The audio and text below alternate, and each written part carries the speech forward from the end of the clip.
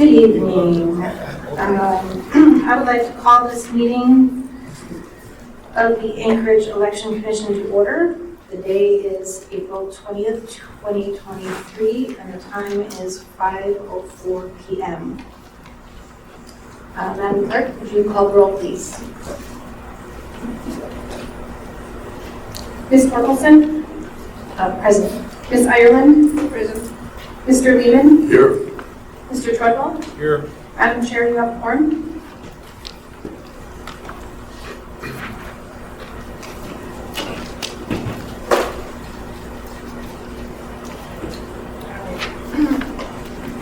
We have the minutes from January 11th, 2023 meeting. And I ask if we have discussion. I move to approve. Okay. I second. A movement and a second. Any objection? The meeting minutes have been approved.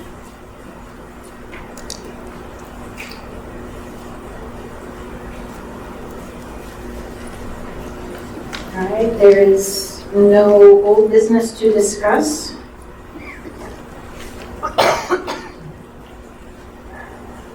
And Madam Clerk, do we have any new business to add to the agenda? No, we do not. Okay. All right.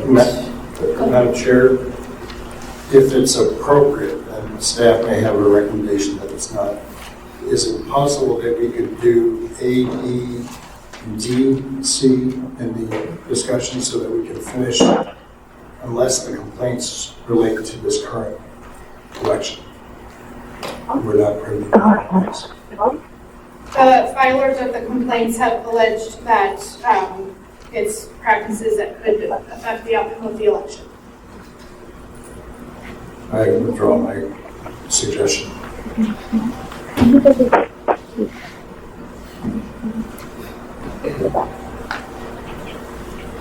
Better, huh? Yeah, a lot better, huh? Thanks. Okay, so we're on review of pending rejected ballot envelopes. Madam Chair, the first item is disclosures. Oh, I'm sorry. And Do we have any discussion on the, I'm going to turn it over to Dee Ennis for disclosures. In the training session, we worked on this a little bit, but Madam Chair, if you don't mind, if I could just ask 2 or 3 questions and then have the board make a ruling on them. Then we're going to have, in light of the fact that the duty of election officials is set out in code and primarily among your duties are your prohibitions and qualifications to be on this commission is that you can't contribute to or endorse any candidate. And so let me ask that again to all of you. Have any of you contributed to They were my receipts that were here in the back. There, you have all of them set all around. Hello, Right. to the people who are on the phone, could you please mute yourselves? I'm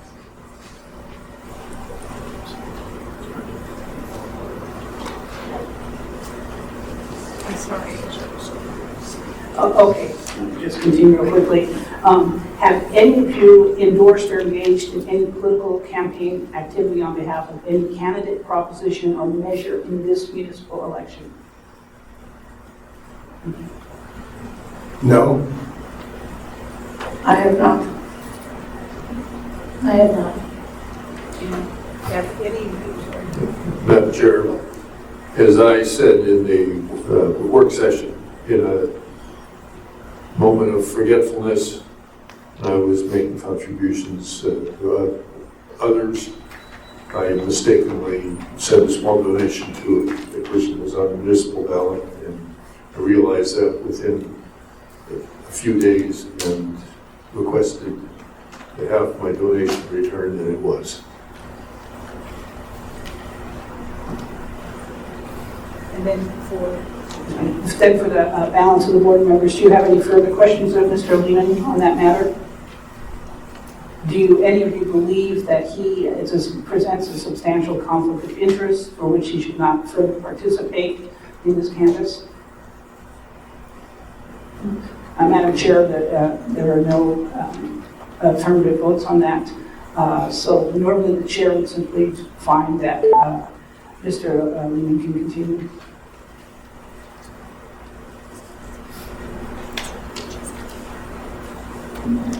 Okay, finding no objection to having Mr. Needham continue on our board this evening.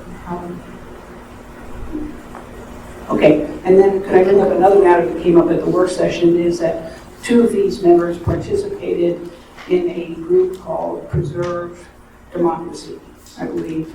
And I explained what I could tell from the website is that it's a group that led by Ms. Shabaka, and that it's really tries to address state issues such as ranked choice voting.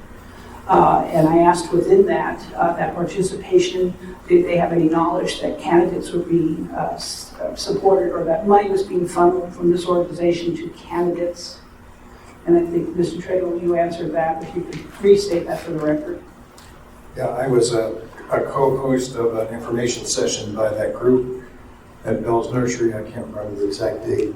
I did not contribute.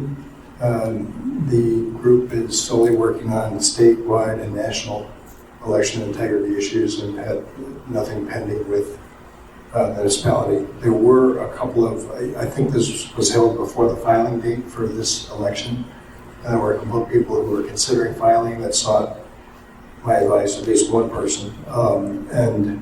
I said I'm on the election commission. I'm not even going to tell you good luck, but thank you. I just can't be involved.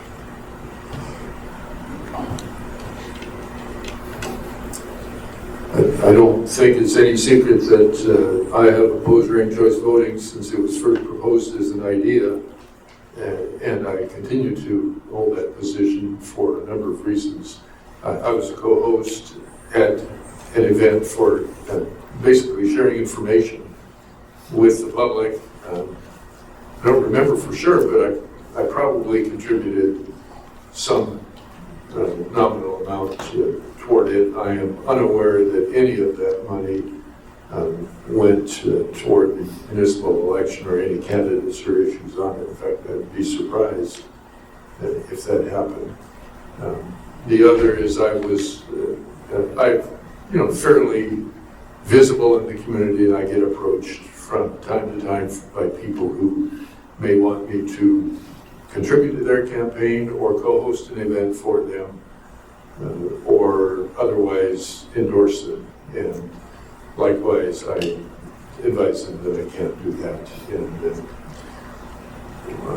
long ago, I think it was before the assembly approved my participation on this, I gave up my premier position as the secretary of whatever district it was, 21 maybe, anyway, out in Turnagain of the Republican Party, and I don't know if I'll say gladly gave it up, but I discharged that, and I'm not engaging as an officer of the party.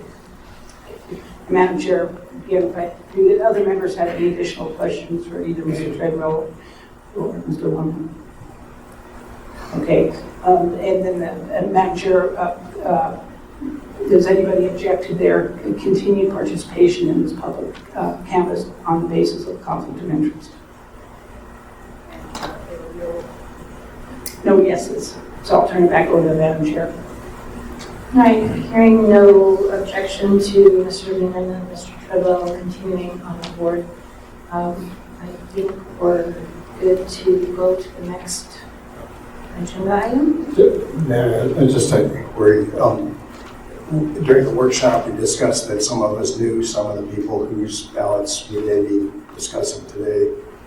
Can we dispose of that disclosure now? Well, probably better when it comes up, but one of the things that we mentioned to this group was that last year they had mentioned, well, I know this person, because you could read their name on the ballot, and they had opinions about how they thought that person might intended to vote. And I just asked that they would disclose that this time.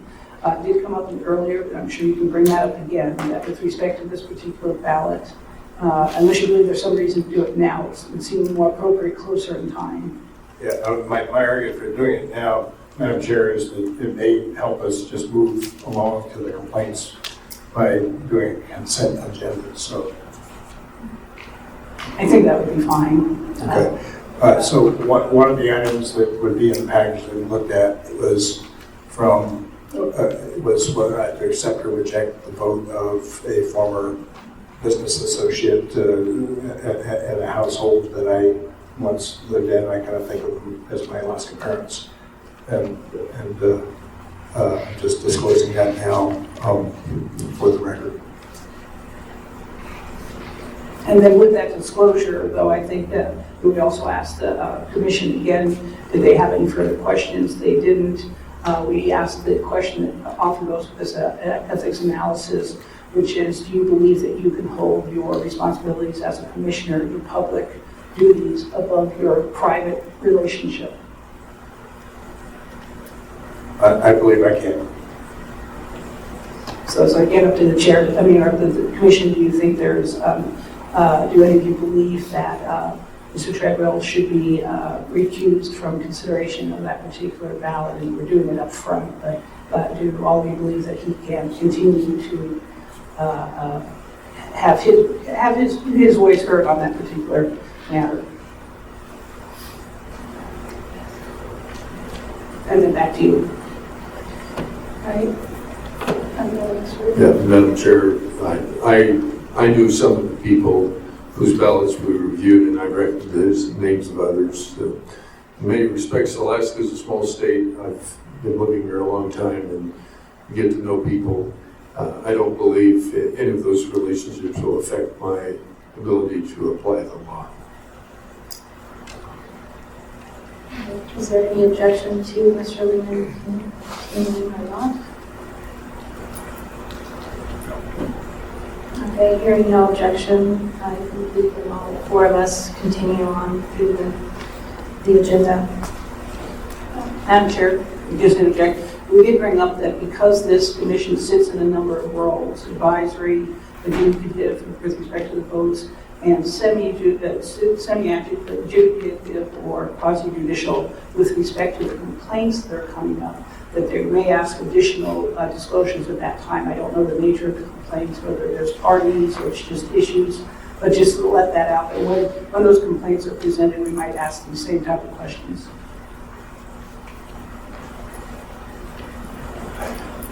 Okay, without any other discussion, we'll go ahead and move on to the review of pending rejected ballot envelopes, number B, or letter B on new business.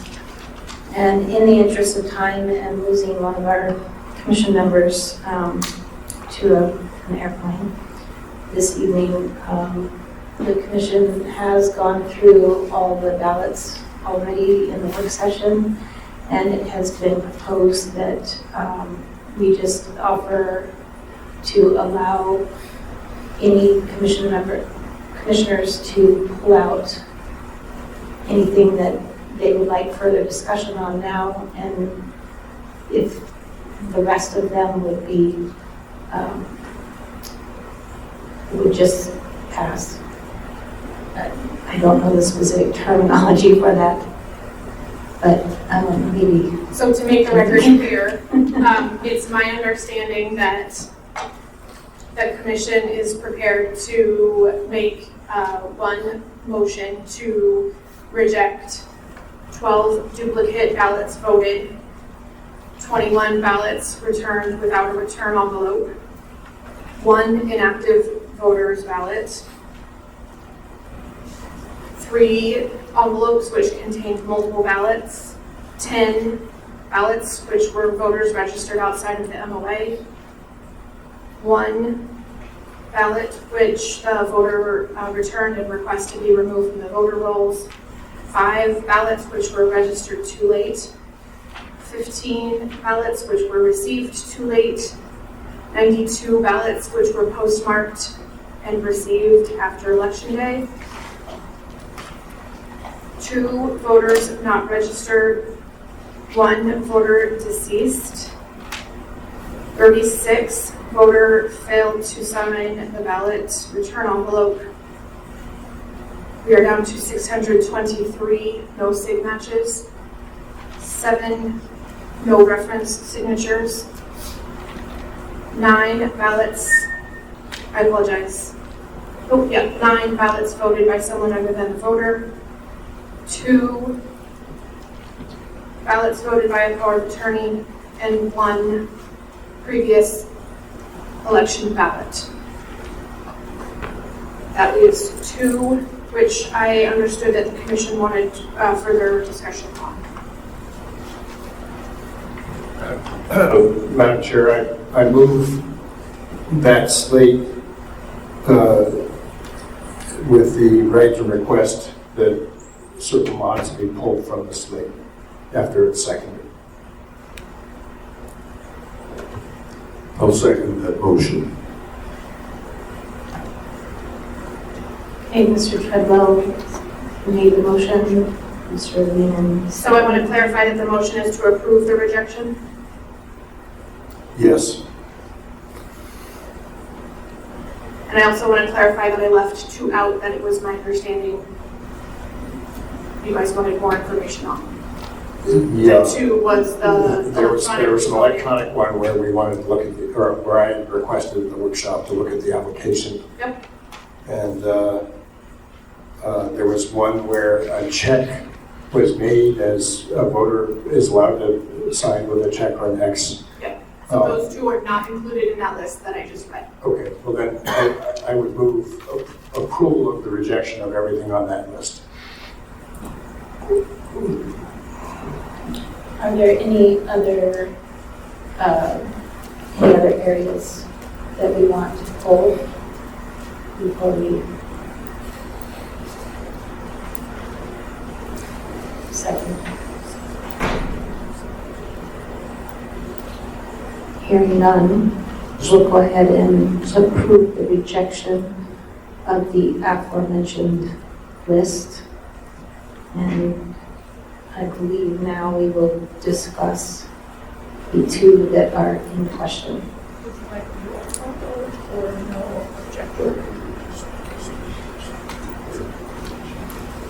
All right, hearing no objection, the motion is approved.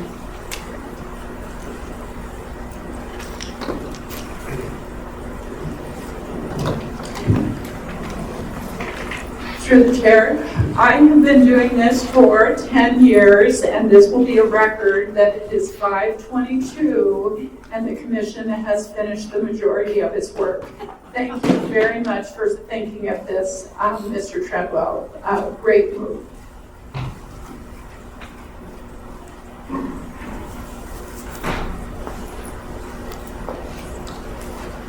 Okay, during the work session, I'm going to start with the electronic voted. We had an electronic ballot returned by one person, and the wife had applied for a ballot. The wife applied for the ballot, voted, and returned that ballot. A duplicate copy of that ballot was made and returned by the husband. And so we have counted the ballot for the wife, which she applied for. We do not have an application for the husband. So I'm going to recirculate now the application and the duplicate information returned by the husband.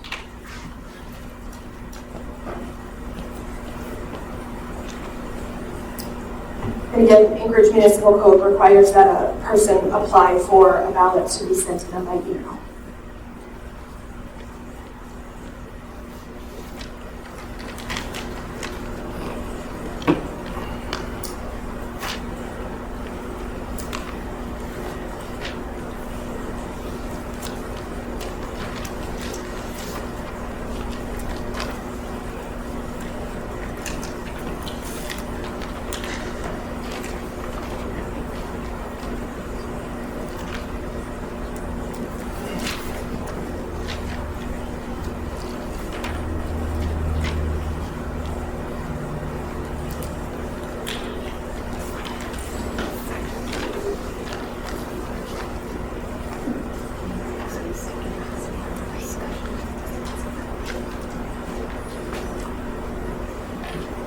don't know if this is the right time, but Dean, in your earlier, you said we might need to renew our declaration of knowing somebody. Is this the time when we need to do that or not?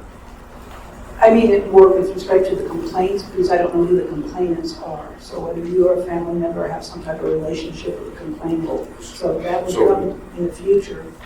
Okay, but you weren't thinking of that as being for what we're dealing with right now? Is one of either of those that situation? Yeah, I'll just say that I know both people on that list. I don't believe it will color my ability to apply the law. So just for everybody in the public to understand, as the clerk described and as the election director described, this was one voter who requested a vote by email, filled out the form properly, I guess scanned and sent it to you or however, and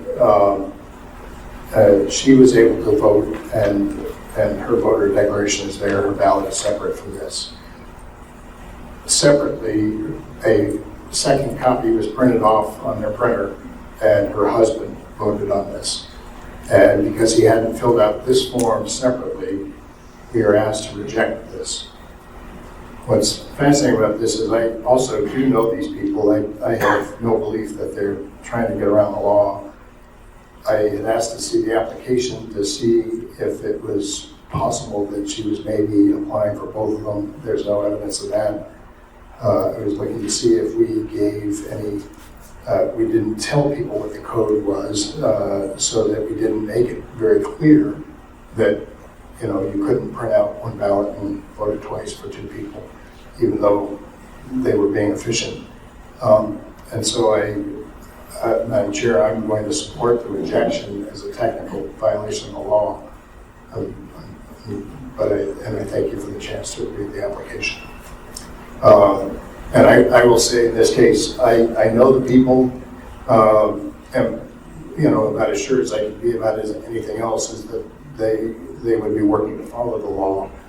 Either the law wasn't clear or the form wasn't clear, but because it is not technically following the law, we're going to have to reject the ballot. Or I would urge us to reject the ballot.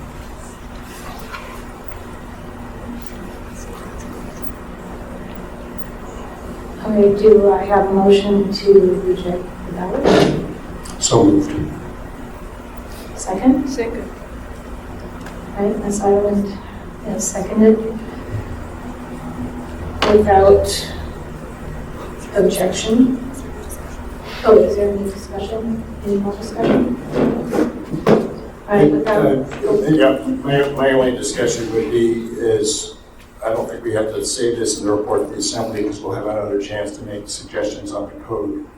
But we're throwing out a lot of good people's ballots because of very minor misunderstandings that I understand why the law is the way it is, but we just need to look at some of these things a little more closely.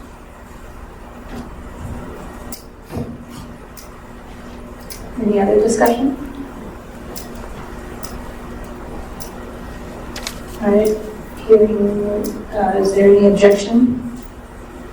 And hearing none, the motion passes to reject the ballot.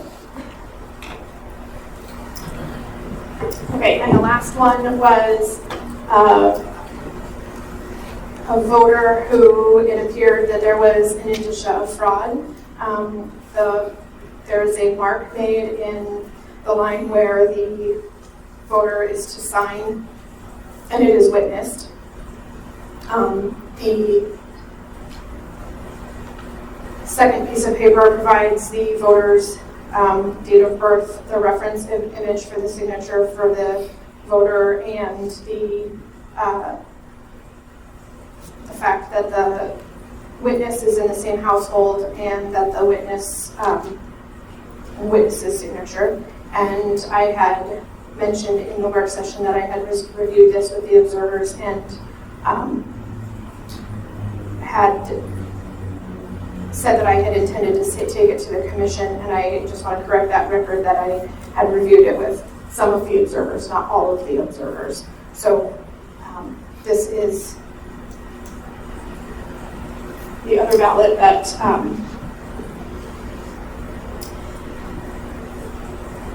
is questionable.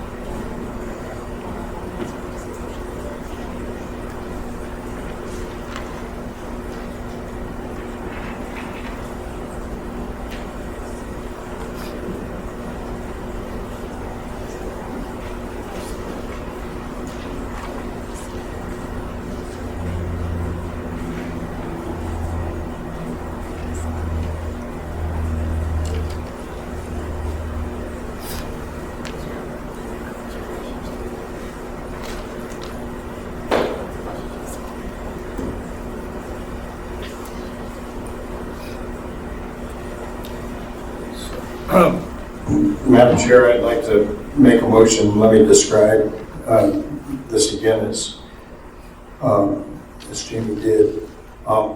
The ballot was marked with a check mark, and a voter who cannot sign a signature is welcome to mark with an X or a check or a mark.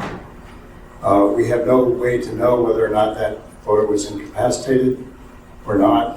We just know that the ballot was marked with a check mark. There was a witness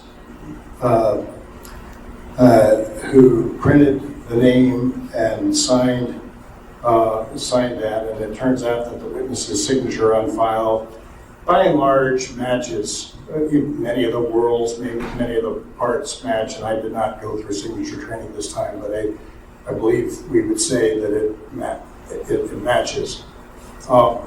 I believe the indicia of fraud was that the person whose ballot was voted was a very young person. It might be questionable whether or not that person is incapacitated, but technically, I believe they followed this. And because technically they have followed the law properly, I would move that the ballot be counted.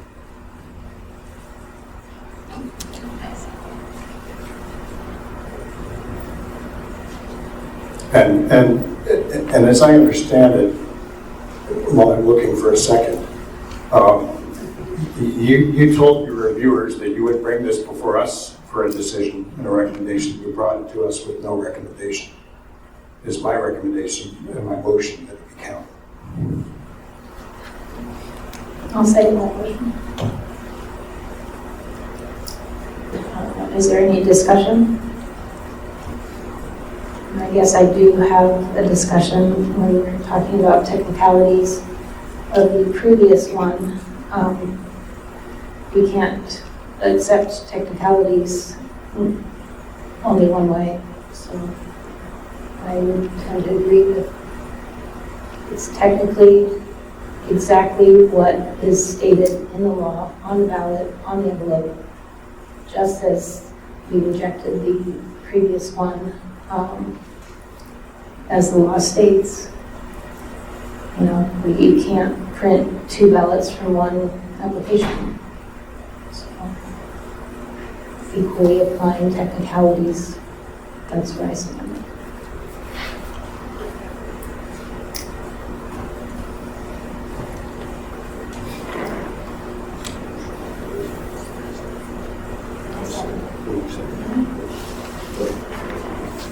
I'm sorry. Is there any other discussion on that motion? Any more discussion? I think in this case, we're going to have to take a vote. So, Mr. Treadwell, how do you vote on the motion to accept the ballot? Aye. Ms. Ireland? Accept. Mr. Lehman? No. Ms. Torkelson? we're moving to accept the ballot.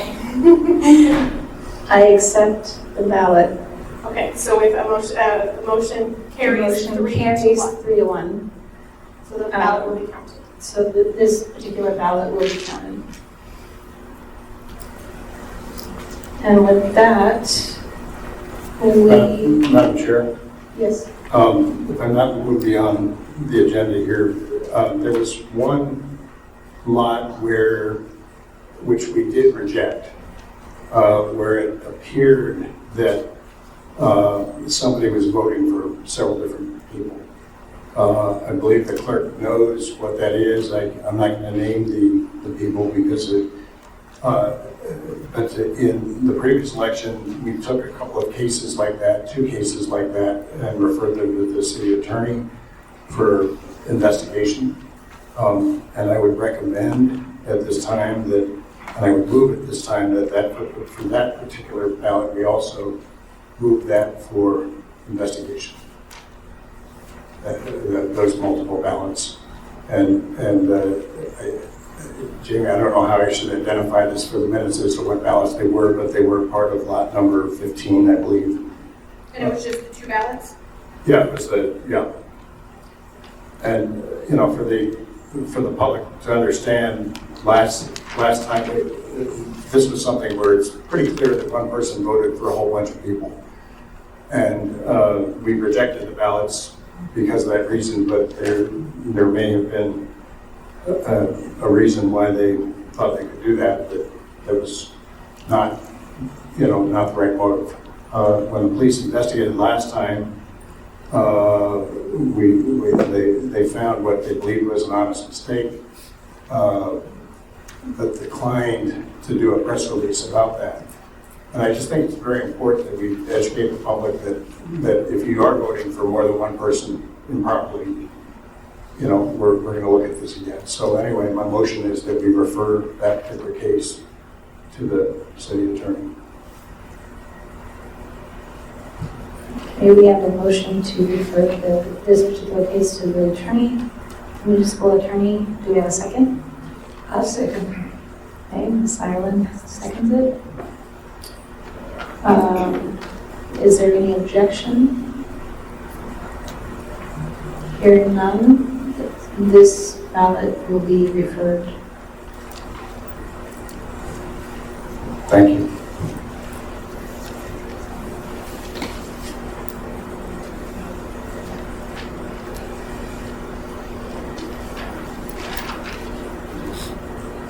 All right, it appears that we are done with section B and moving on to section C, the complaints. The commission has no information. I can fill you in. So we have 2 complaints that were brought by 2 different observers. We have one of them is related to USB policy statement, and we have another one related to mailing ballots to registered voters. The one related to the USB policy statement was brought by Sammy Graham, Daniel Smith, and John Henry, and the one related to the mailing of ballots to registered voters was brought by Daniel Smith. So I think we need to go through disclosures. I will pass out this information, and then we'll let Sammy Graham, Daniel Smith, and John Henry address their concerns.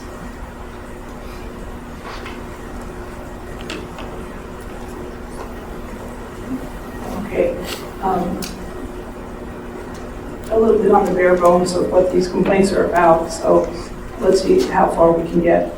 Disclosures change a little bit in a complaint setting versus adjudication of ballots. And now we're more concerned with whether you have, number one, any type of a relationship with the 3 complainants, or number 2, outside knowledge of the complaint information, which again I don't know very much about.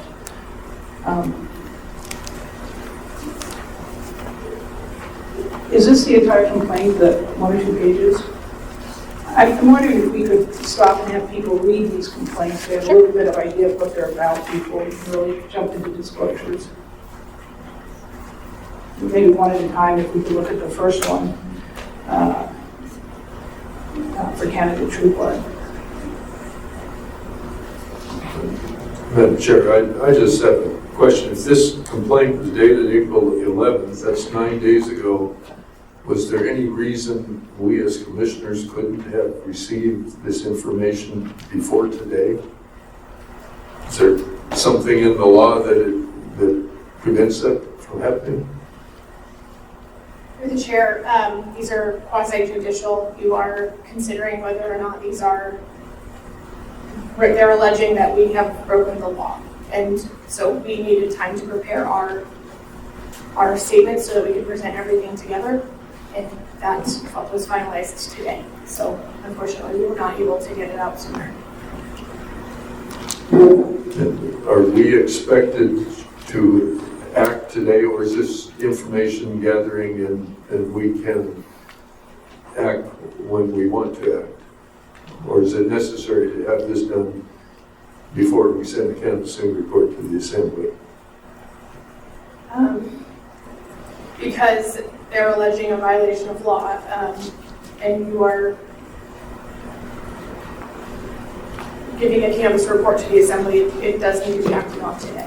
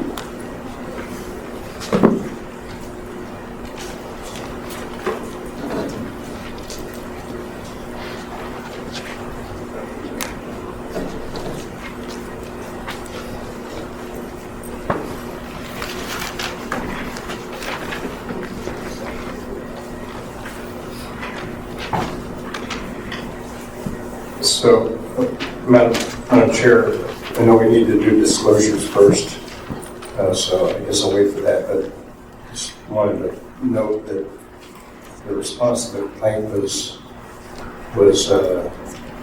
given 4/7/23, and this is the first time I've had a chance to see this complaint. Through the chair, Mr. Treadwell, the complaint was filed on April 6th. I responded to that complaint on April 7th. The appeal was brought forth on the 11th. We don't know that they are going to be brought back as appeals until the appeal is filed. Got it, thank you.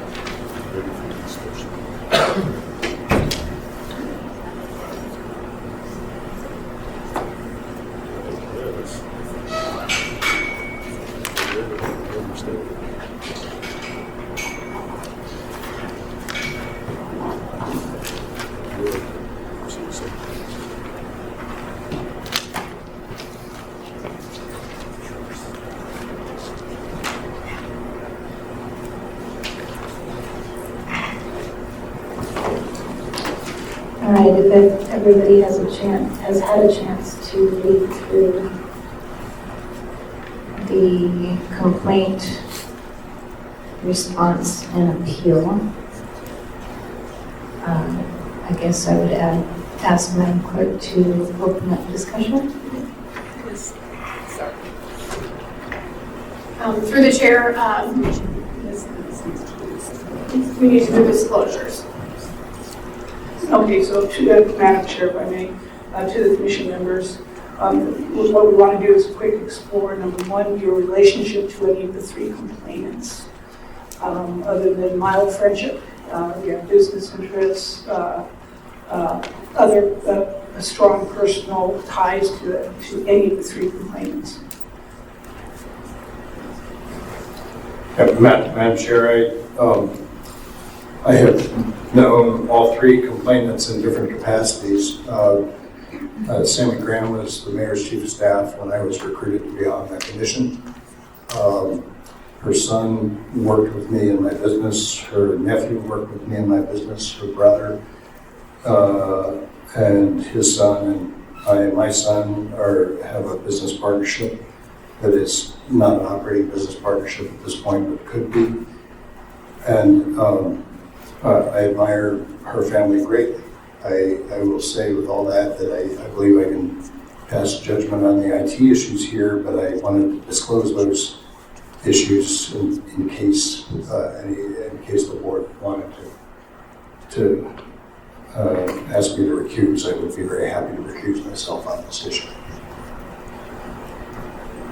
And just for the record, the members' request to be recused is just a request, it's just one factor to consider. And I would ask you, any of the other three, if you have any further questions of Mr. Treadwell on his relationship to Ms. Graham. Then we would also do any of the three of you, do you believe that Mr. Treadwell, I should open it up to discussion. Do the three of you believe that you would respect the wish that he could be recused? It wasn't really a request, but he was open to it either way. I don't want to be accused of acting one way or the other if I can be, so I was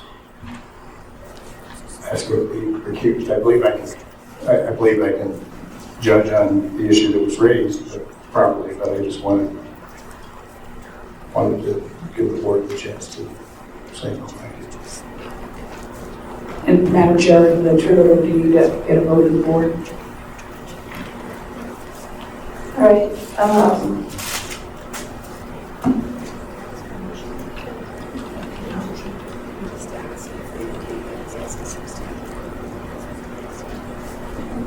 Okay, does anybody believe that he has a substantial conflict of interest in this matter before us? And does anybody have any objection of him participating in the discussion and subsequent vote? Hearing none, I think you're okay to say. And Madam Chair, indeed, all three are acquaintances and friends of mine, and I probably contributed to Sandy Graham's campaign when she ran for the school board. And I don't remember for sure, but she might have been principal of the school when my daughter graduated from high school. But on the other hand, she might have been the elementary principal. And I may unnecessarily be disclosing something that was fine. She didn't expel her from school, so. I'm not asking to be recused, I'll just put that on the record. I believe I can judge accordingly, and I'm ready to state my opinions on this as soon as we can get to it. Any further discussion from board members? We turn it over again to the chair to vote. All right, are there any objections to Commissioner Lehman continuing continuing his participation in this complaint discussion and vote? Hearing none, I think you're free to stay as well. Madam Chair, a few more questions if I could. And for the remaining two board members, no deeply personal relationship with family members or that kind of tie that should be disclosed. And then for me, maybe talked to Sammy a couple times way back when I was considering this commission appointment, but nothing further. Okay. And then the one other thing we look for is contacts with complainants prior to the complaint or about this subject matter. So have you discussed this with any of the complainants of this particular complaint? Have you not seen it until tonight? I have not seen it until just a few moments ago. I've been on the water. I have not seen it before now. I didn't even know what the topic would be. I did either receive a call or a text, I don't remember what, just generic about a complaint might be brought. And I said I would prefer to learn about it and discuss it in an open forum. And that was the extent. Well, actually, there might have been 2 calls. Yeah, there probably were. But at any rate, the other one was handled the same way. No details, no discussion about it. Buzz, did you have any? In my particular case, I did not talk to anybody about the complaint except traded a few emails with Jamie saying, gee, can't we see this before this meeting so we can do our homework? And I would have followed the rules on the homework at any rate. So I still object to the process of not being able to understand what's going on, because I'll probably have some questions about statute even as we look at this. I did have a conversation with Bill Falsey about the complaints before the meeting began, and like a very good lawyer, he obfuscated so well, I had no idea what he was saying. And that, by the way, is a follow-up question. Did any of you have extensive conversations with staff over the specifics of this complaint? Okay, it looks like the answer is no. And those are the only disclosures I'm requested this time. All right, at this time, I guess asking Madam Clerk to open up discussion. Through the chair, if you need to give the appellant 5 minutes to present their appeal to you. If there's no objection, we'll give them 5 minutes to present. And then once they're done, then I will present for 5 minutes, and then you'll be able to make a decision or ask questions. All right, without further discussion or objection or so on, we'll go ahead and hear from both sides, 5 minutes each.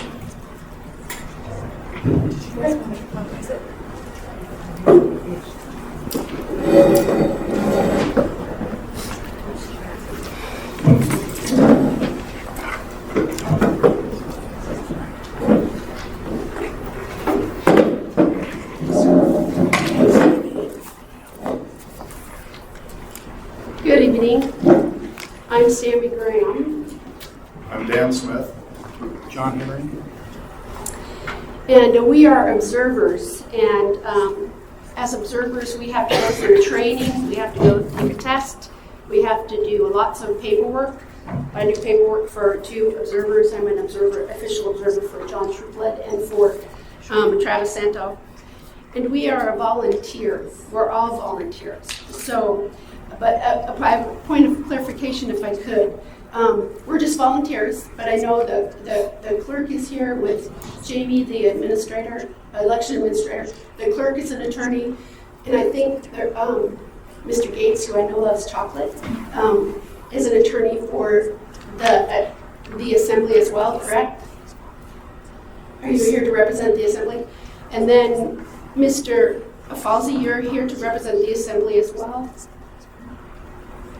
To the chair, my contract is with the clerk's office and for the election division.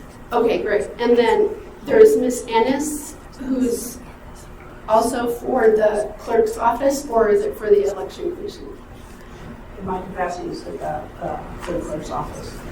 Okay, and Miss Willoughby, you're an attorney for? At the municipality. For the municipality.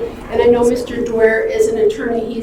He works for the election commission, or election office? Sammy, I'm retired as an attorney. I'm no longer in active practice. Okay, you're just a liaison. Thank you. Okay. I just wanted to clarify. I know that the commission is here. There's also, for the people that are listening, there's a lot of attorneys, and we're not. We're volunteers.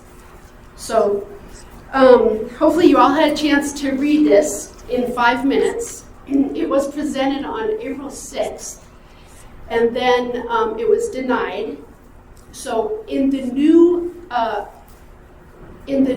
code, they have to deny a challenge for us to escalate it up to the commission.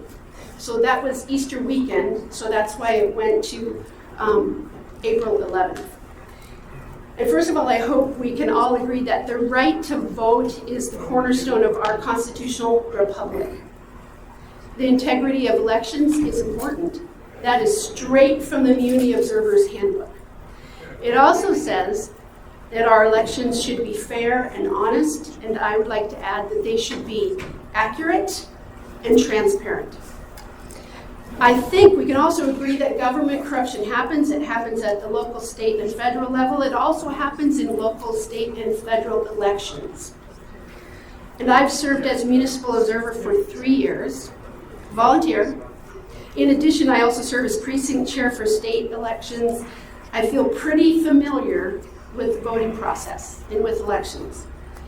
The team of observers are not a fringe group of disgruntled radicals, and there are only about really 6 of us this year, 6 observers, down from quite a few because the code has changed to make it more difficult to become an observer. So we're far from being disgruntled radicals. We're simply concerned Alaskans. We're like community leaders and former public officials and business owners and educators, parents, all concerned, I'm a grandparent, about fair, accurate, and transparent elections. Election 2023 is a classic case of changing the rules in the middle of the game. I'm an elementary school principal. It's one thing I know about. You don't change the rules in the middle of a game.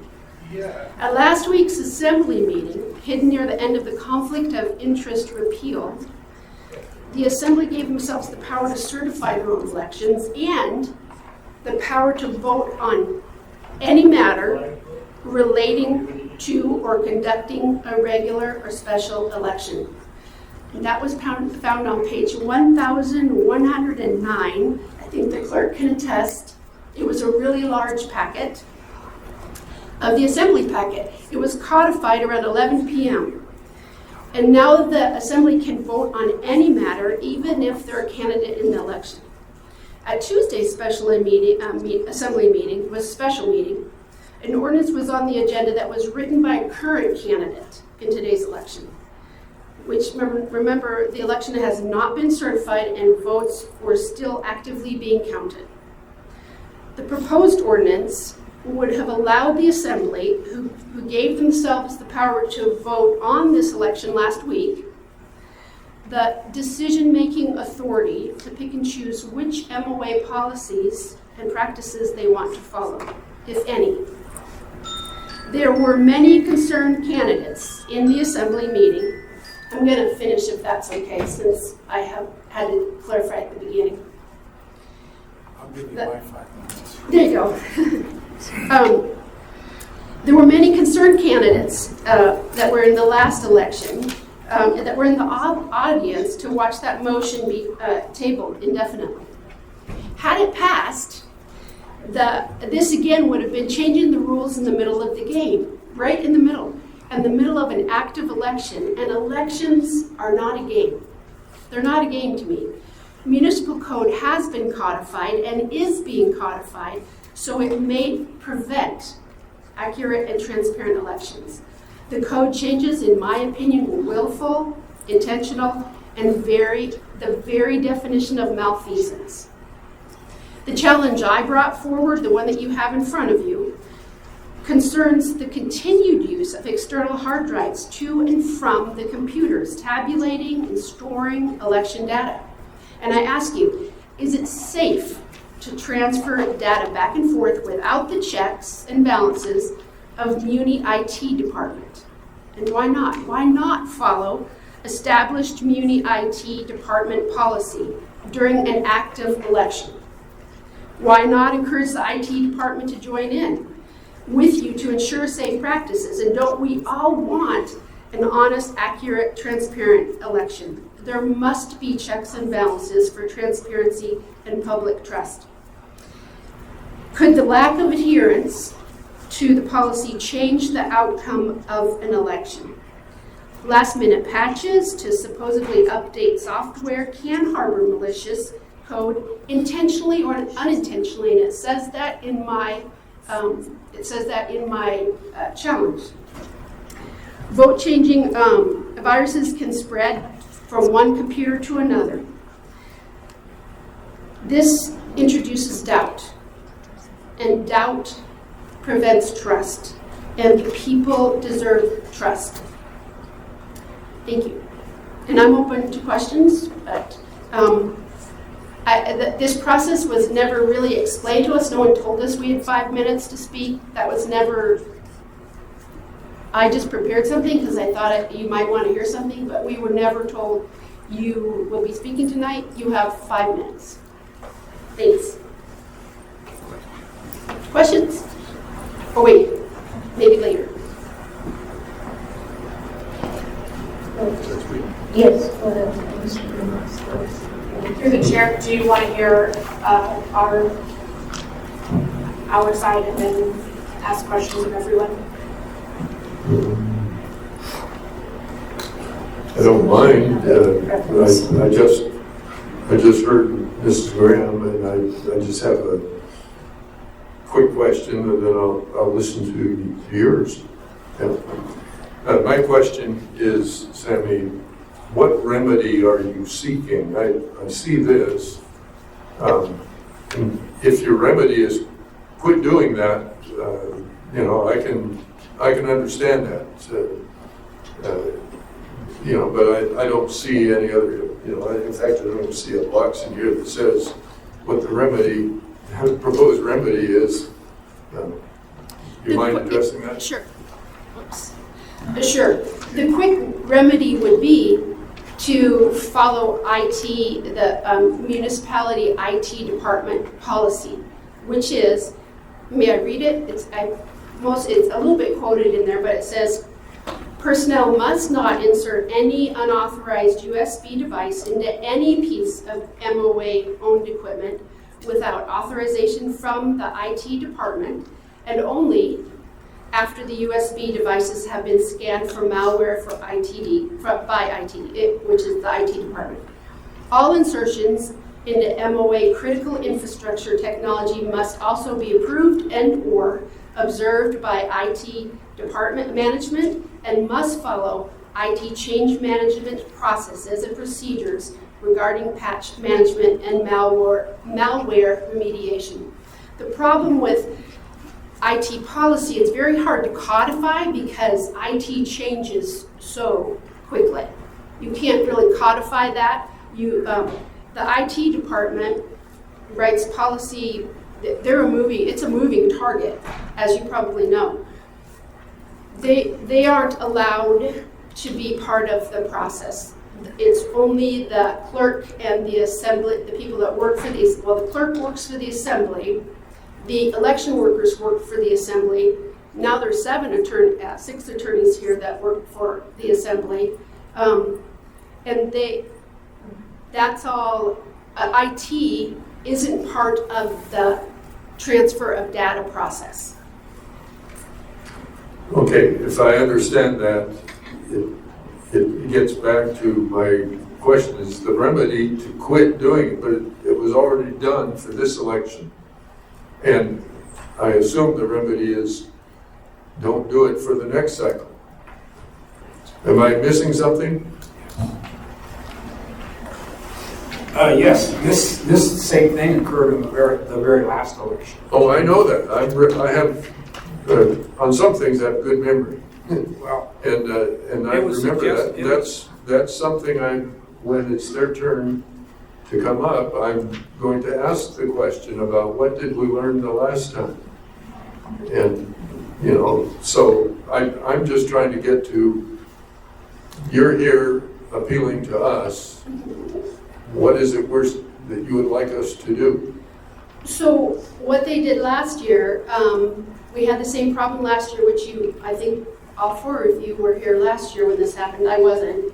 But then the code changed again.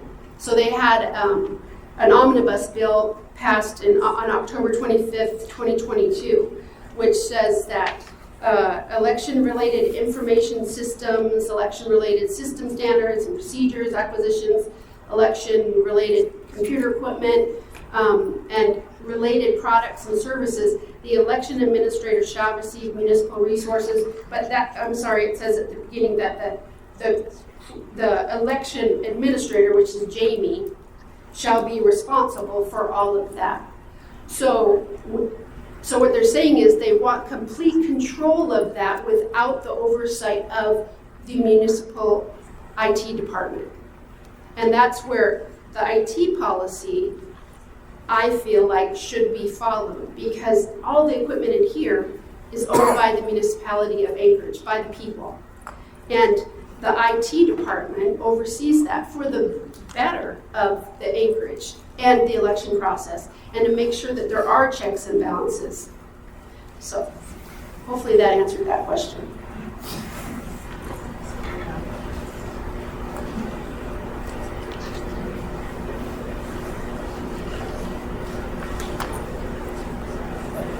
Are there any other questions? Quickly, please. So Sammy, just in terms of, if I may call you Sammy. Yep. In terms of the direct answer to Lauren's question, you're asking us to declare that this was not properly done and not to do it again next time? Or are you asking us to overturn the election or not certify the election? What are you asking us to do? So we asked that last year, and then they changed code. They introduced new code. And there's a whole list of code changes. They could probably tell you better than I. And that's part of it, is that the code is a moving target when it comes to elections, just like becoming an observer. That's why there's only 6 of us now, because they made it much more difficult to become an observer. You have to pass the test, you have to take the training, you have to take the tour, even though I taught the tour. I was a tour giver last year. So on this one, could it have changed the outcome of the election? Yes, if you look at some of the data, the data moves at increments that are almost statistically impossible. So I guess I would ask you to look at the data, maybe get the, what is it called? Cast vote records, thank you, CVRs, so that you can look at data before it was ever, before election day, because the votes come in. But there's just missing data, there's doubt. And when there is doubt, there's no trust. So I think it was it Nixon that said, no, who was it? Trust but verify. I think that was Reagan, sorry, not Nixon. Trust but verify. I think it had to do with nuclear weapons. But I think it's important for a lot of things, and especially in elections. So I guess my first question is, and we'll ask the same of the elections office. Is it your understanding this was an unauthorized USB? Or do you have I have the answer. They, in their answer that they gave me on my initial appeal, Yeah. and the reason they denied the appeal was, and hopefully you got this information as well, but it says that the USB or the thumb drive is stored in a wall, safe inside a locked room, which requires a code and a thumbprint to open. Now, every ballot needs to have 2 people, so I feel like it should have 2 thumbprints, but anyways, it has a thumbprint. It is encrypted and reformatted each year according to municipal IT practices. Well, we know that's not the case, because municipal IT practices, if they were following municipal IT practices, they would have an IT person there from the IT department, the MOA IT department, not from just the clerk's IT department or the assembly's IT department. So remember, there's people on the assembly that are active candidates, and so it's important to have that balance for the trust. And then number 3, is it requires a password in order to receive any download of election results. So I was here 3 years ago when the keys to the ballot cage went home, not once, not twice, but 3 times. Is a password, okay, so is a password and a thumbprint different in your opinion in terms of protection? Yeah, because there's different departments in the municipality. When you have the clerk who oversees the election, the clerk works for the assembly. The ombudsman can't investigate the assembly because he works for the assembly. So there's all the election workers, their badges say assembly. If there's an election when you're here observing, they all say assembly on them. There's, now we know, 6 attorneys that work for the clerk's office or for the assembly. So, but at the same time, the assembly has candidates that are active in the election. And I guess my question is, who looks out for the people? So I think we have to trust in a democracy that our assembly is looking out for us and our mayor is looking out for us. And I often wish they would look out for us together, but that's beside the point. The main question I have here is, you know, if you replace a password with a thumb drive, which is as secure, or with a thumbprint, which is as secure, or so forth, and if the IT department has approved this, I mean, it's my understanding, and I'll ask this question, but is it your understanding the reason why we can't just beam what's on that computer to the other computer, because it would use a Wi-Fi network that might be hackable, and the reason why we don't wire from that computer to another computer is because it would go through a network that might not be hackable. So that in order to protect voter integrity, we have to somehow move the data one place to another, and a thumb drive is about the only way to do it. Right. Okay, so so do you object to the thumb drive, or do you object to the fact that the thumb drive didn't have somebody from the mayor's IT department right there at the time that it was plugged in? This second, you want to speak to that? The second, what you said second. Go ahead. Okay. My name is John Henry. I'd like to speak to that. I don't think it's so much who accesses it with a thumb drive or it goes in a safe. It's what's on the thumb drive.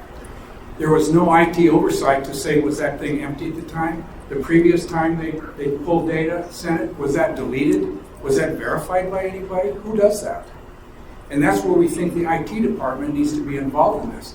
They can open that thumb drive up. They should be able to run a scan against it. They should be able to look at it, whether it's deleted, and say, okay, this thing is clean, plug it in. But there doesn't seem to be anybody doing that other than what happens here at the election center.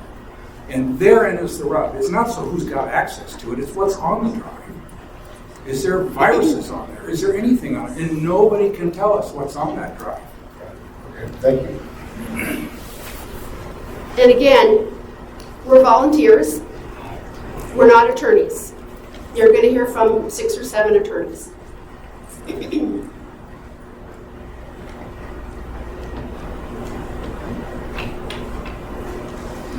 Any other questions?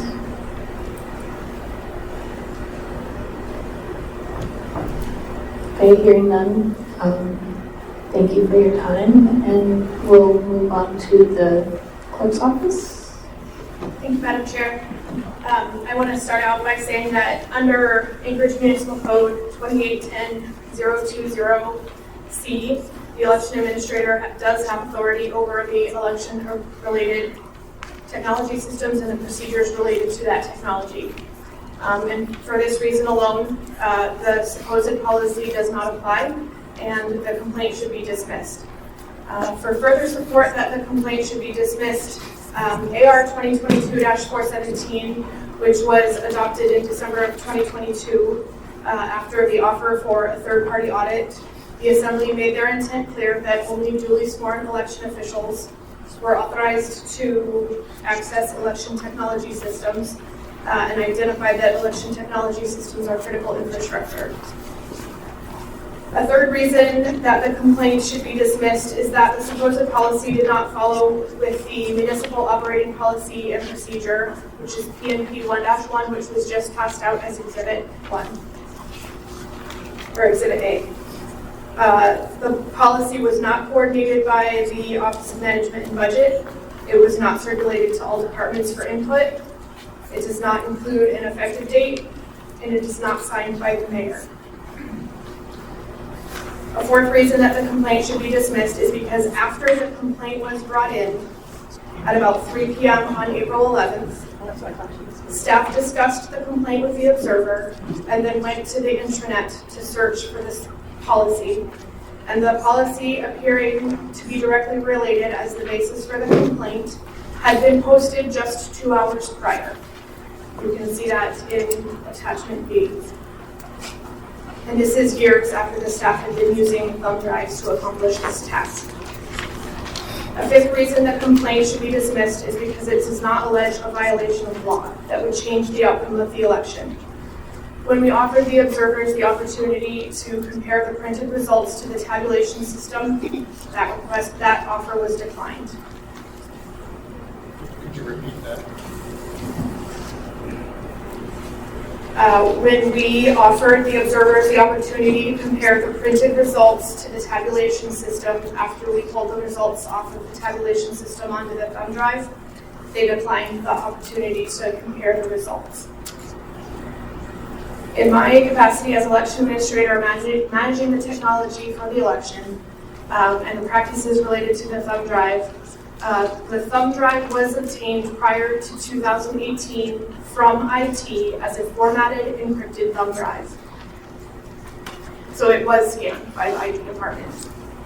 It is in a locked office, which only core staff can access through a cipher lock.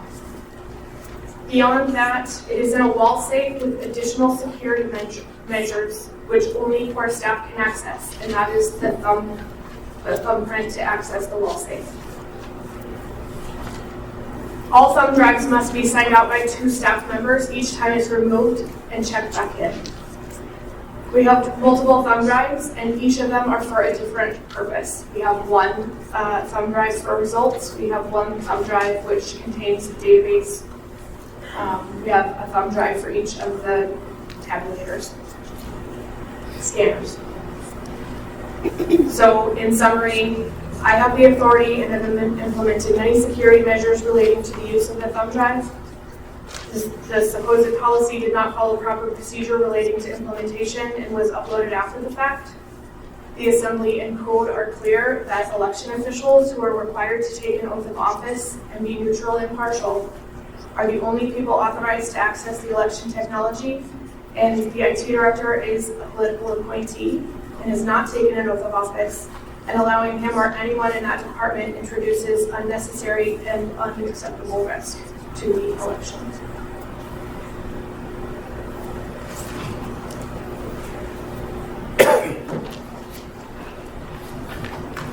I'm happy to answer any questions. Madam Chair, I'm not sure I agree with that last sentence about introduction of risk. I would rather, I trust you, and I think I don't even know who the IT director is, but I probably trust that person too. I guess my question is, what did we learn from the last election cycle when something similar happened?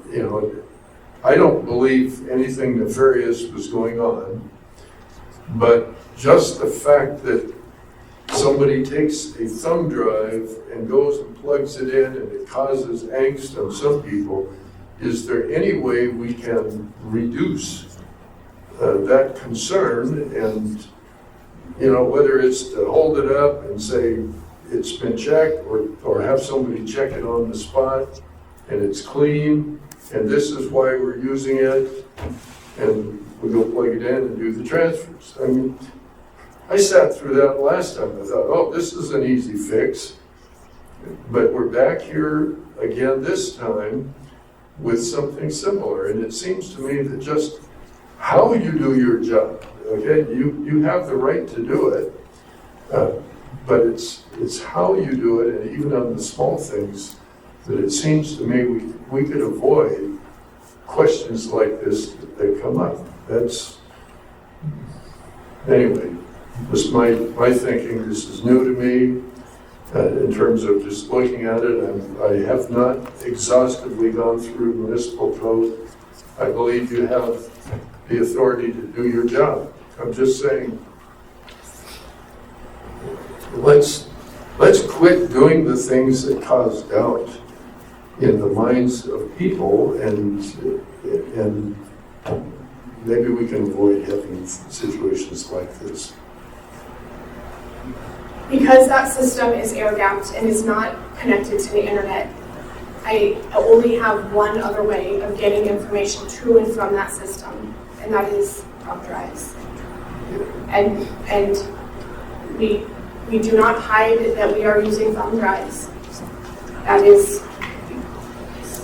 we do advise them every time we are adjudicating, and then after we adjudicate, we go straight to producing results typically, and so it's not a hidden function of our job.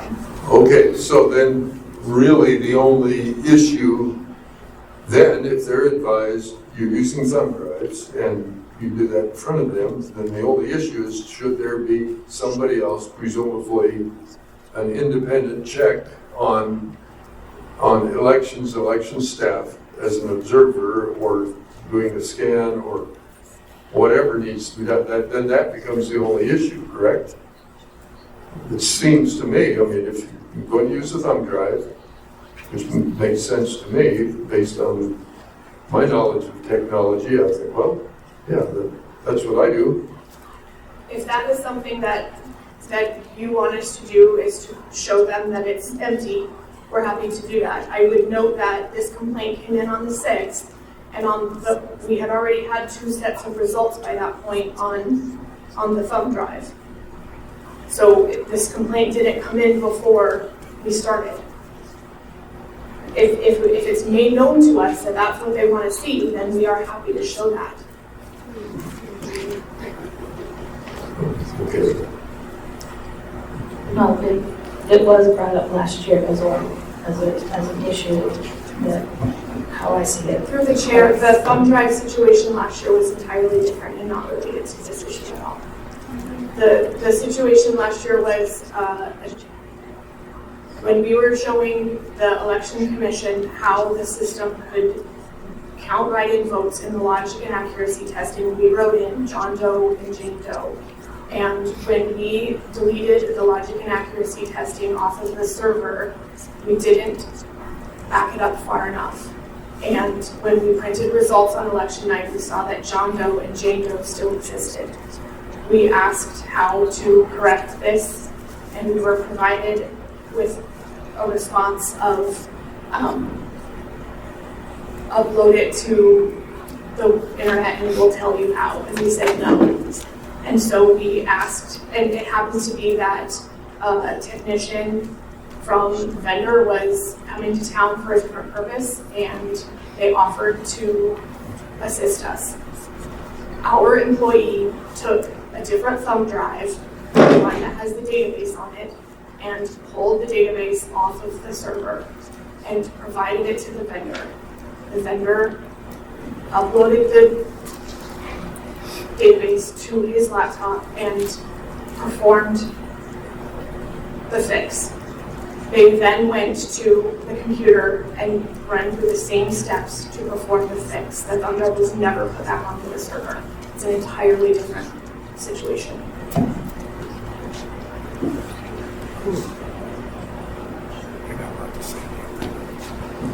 So can I, just ask a question?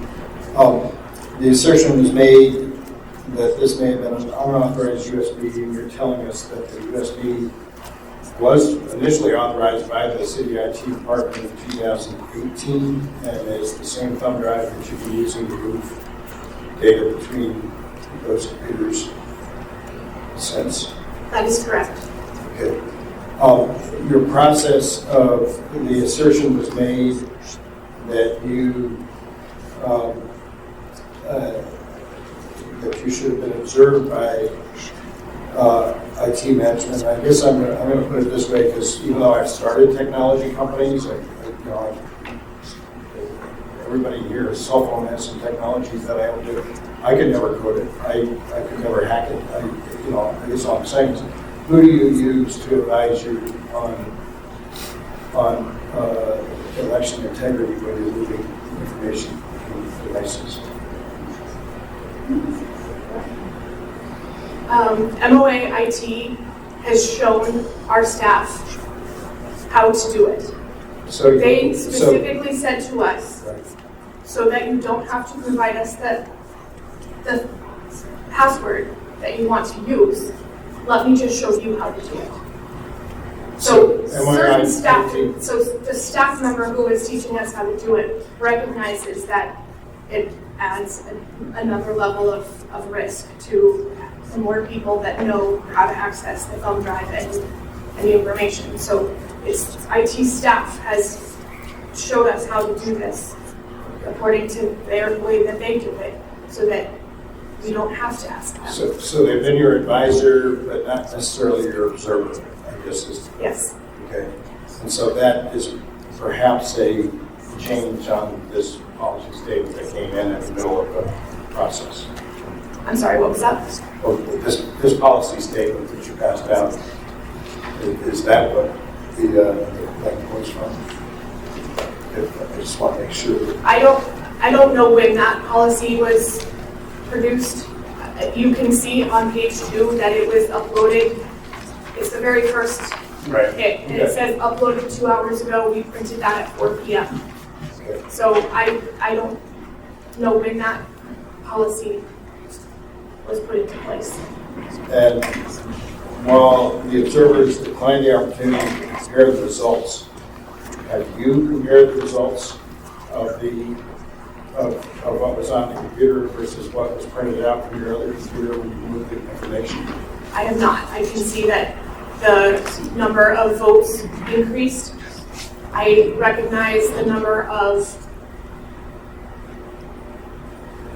You mean votes, they batches. increased because the two computers put out different data, or they increased because I know each the time number. you collected more votes, there were more votes? I know the number of batches that I adjudicated and have added, and the number of voters participating in the election has increased by a number that makes sense to the number of batches that have been added to the results. Through the chair, Mr. Trundle, I did compare the results on the thumb drive with the results, or the printed results with the results on the computer after the complaint was filed. I asked the observers if they wanted to come and compare, and I did compare the first 2 pages. I mean, the results are like 13 pages. I didn't compare them all. Did they agree? Yes, Mr. Lehman.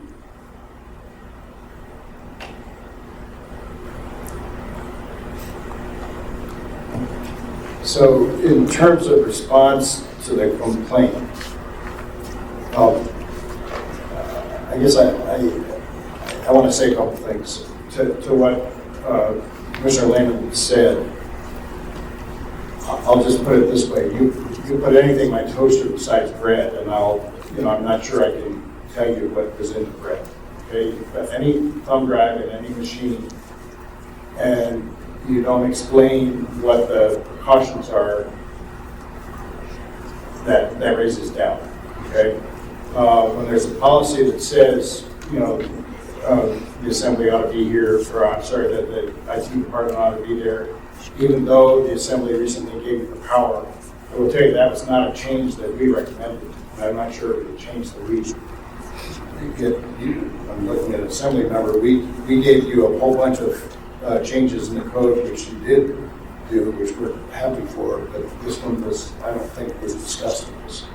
But either way, I guess I would say for the perception of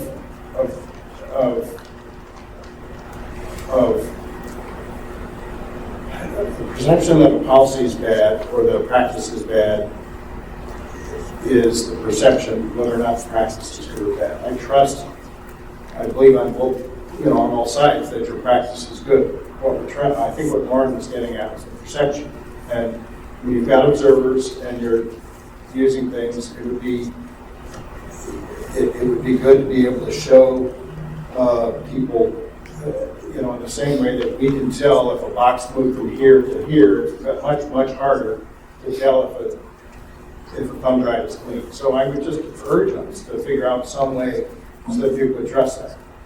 I would also just say to the assembly that when you put all of this in one department, because you might not be trusting the administration at a particular time or something like that,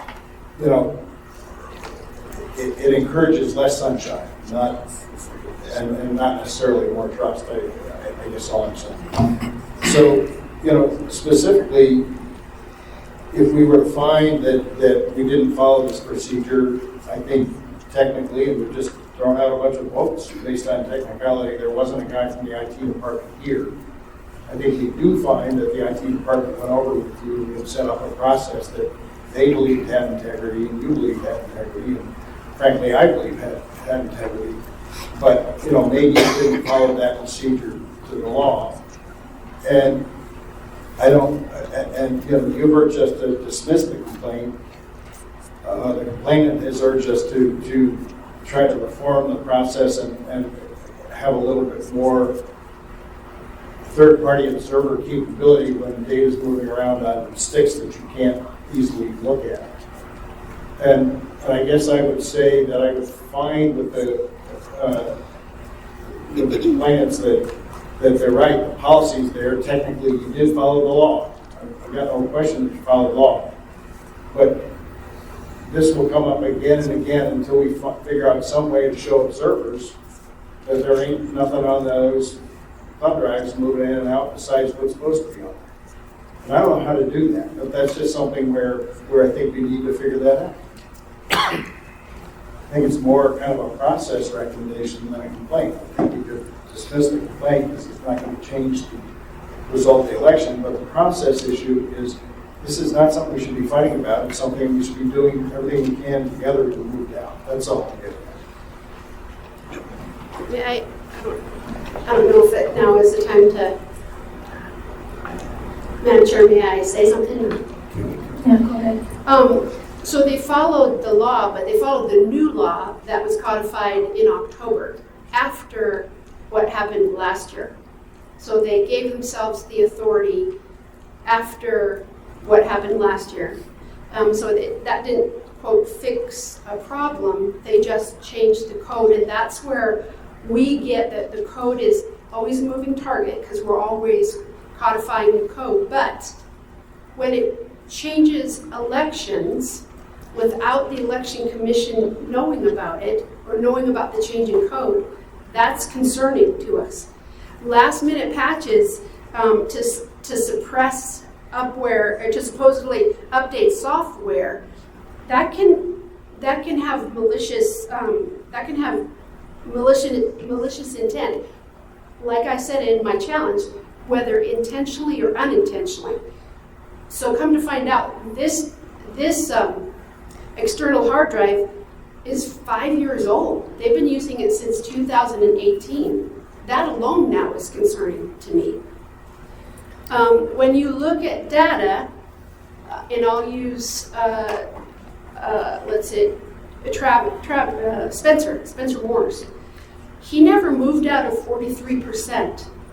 Statistically, that's difficult in any statistics. So every time it came out, his data said 43.3. Then it was 43.1.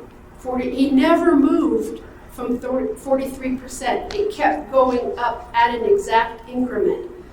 That's a red flag when you're looking at statistics and mathematics and election results. It's a huge red flag, and I just want you to consider it. Thank you. John. I have one more comment. As far as the thumb drive, there was an instance where they presented us the results from the thumb drive. There was the same results from the day before. Yep. So they said, oh, that's a mistake. So I, as an observer, would look at that and I would ask the question. Then they came back after a little bit, gave us the right results, whatever it was for the next day. My first question that came to my mind was, what kind of data is on that drive? What's on that drive? They were able to take two results and transmit it from the same drive. Did it live on that PC? Did they select the wrong file? I have a lot of things going through my mind. What went wrong here? Why would that happen? And the first question was, how much data is on that thumb drive? Has it been cleaned every time? And that's, I think, where the crux of our complaint is. There's nobody looking at that thing, oversighting that thing, showing something. You can plug any thumb drive on a computer and clean it, look at it, and do whatever you need to do, format it, things like that. Maybe it'd be a nice idea to have it formatted every time to assure that all the data is wiped, that they're running with a clean slate. I mean, how does that happen? But we have the election department run by the clerk that is overseen by the assembly, who are the candidates. Through the chair, if I can respond to the results that were the same. As you can imagine, there are many steps to get from scanning through adjudication. You have to move them to be validated and published lane of the database. Then you have to go to the results page. You click search so it can find the new batches that hadn't been validated and published yet. And then you're supposed to click validate and publish, and then you can print the results. So there's many steps. We forgot to click the validate and publish button. And so we printed results again with a new date with the old information. And we recognized that immediately, and we went back and we clicked validate and publish so that the new batches could be added. It was a very simple human mistake. And just to state, Mr. Twidwell, you asked if there was anything that we could do to make, to be open and transparent and to make things clear beforehand. I would love to. We did, last year the thumb drive was inserted on the server. I did not insert a thumb drive into the server this year, so I didn't know that this was going to become an issue this year. The thumb drive is used on the computer this year. So I would love to be able to foreshadow what it is that's going to come up.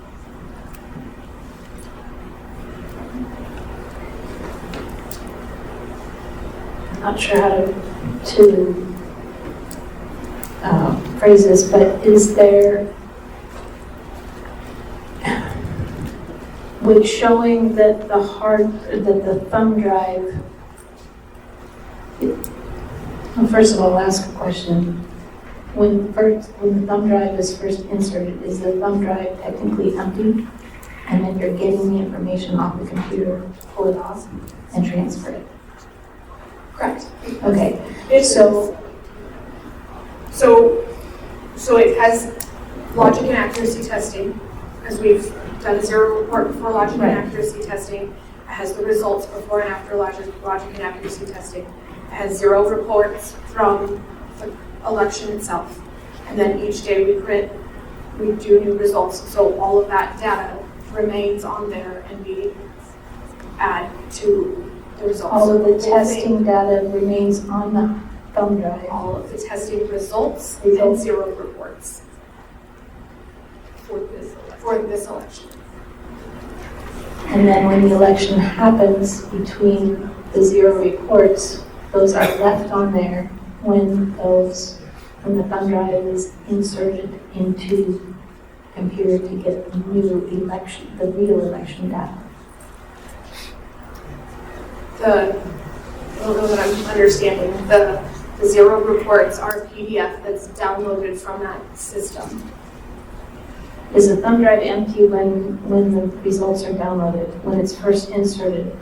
I guess, okay, here's where I'm going with this,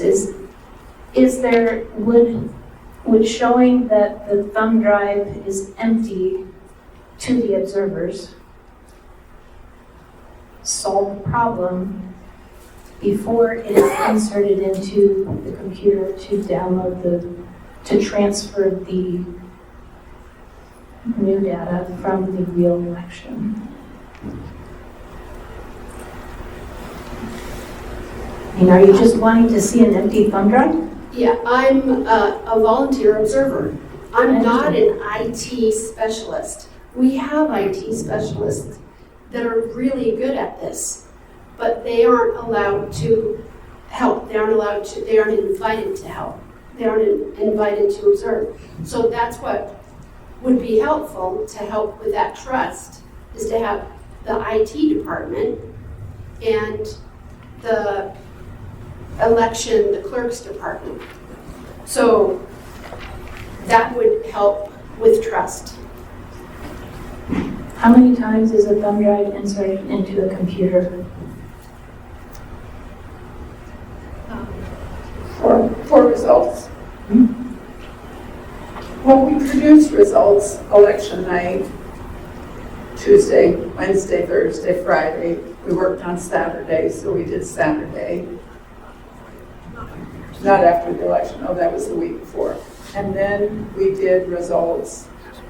So we do them every day that week, and then we did them Monday, Tuesday, Wednesday. Thursday. And then we do them less frequently because, we're pretty much done with the bulk, and then we just do it. So, there's probably about 10 to 12 dates. So whatever dates there are. We have a book, we print out the results. There's a results book, and the results book for each election year has every one of these printouts in it. And it also has logic and accuracy testing, which the commission members came to and participated in. And logic and accuracy testing and the 0 reports are part of the results for this election. So they're in the binder and they're on the thumb drive. Okay, so we're talking about 10 plus times we would need to have an IT person present for the insertion part. Am I understanding that correct? I have no idea. That's if you had to have an observer every time that it was inserted. I mean, I believe you have set up a chain of custody procedures that make sense. With a thumbprint protection, not just of the thumb drive and so forth. Madam Chair, so that, I take, in essence, 4 lessons from what we've heard today, if it's appropriate to talk about this. Madam Chair, could I say one more thing? Go ahead. Yeah. Mr. Treadwell, there was something that you said that I want to point out, that I believe you said that this was a violation of a policy. I'd like to suggest that it wasn't, because it isn't a policy consistent with the municipality's policy on policies. This is not a policy. You're saying that this ITD policy statement is not a policy? I am. Okay. And the complainant is saying that it is a policy. So, okay, that's fine. That's actually what I was going to say also. We have... Through the chair, Mr. Chairman, yes, I think you have to be very careful when you refer to this policy, because as you probably know, there are very strict procedures under the municipality for adopting policies and procedures. Namely, the Office of Management and Budget manages a process where a proposed policy is circulated in draft form to all the departments. The departments have opportunities to comment, comes back, it gets revised, it gets circulated again. Finally, when everybody agrees, it goes to the mayor for signature. So when you refer to violating the policy, I don't think we're there yet. I think this has several steps to go through. That's number one. But you also mentioned, well, maybe we should do it next time. Maybe not this year, maybe next time. The Assembly has already addressed, I think the mayor asked to have access to the Election Commission's equipment, certification equipment. And I think the terms that were used are, they want to do a technical litmus test and forensic audit of that equipment right over there. It went to the Assembly said no.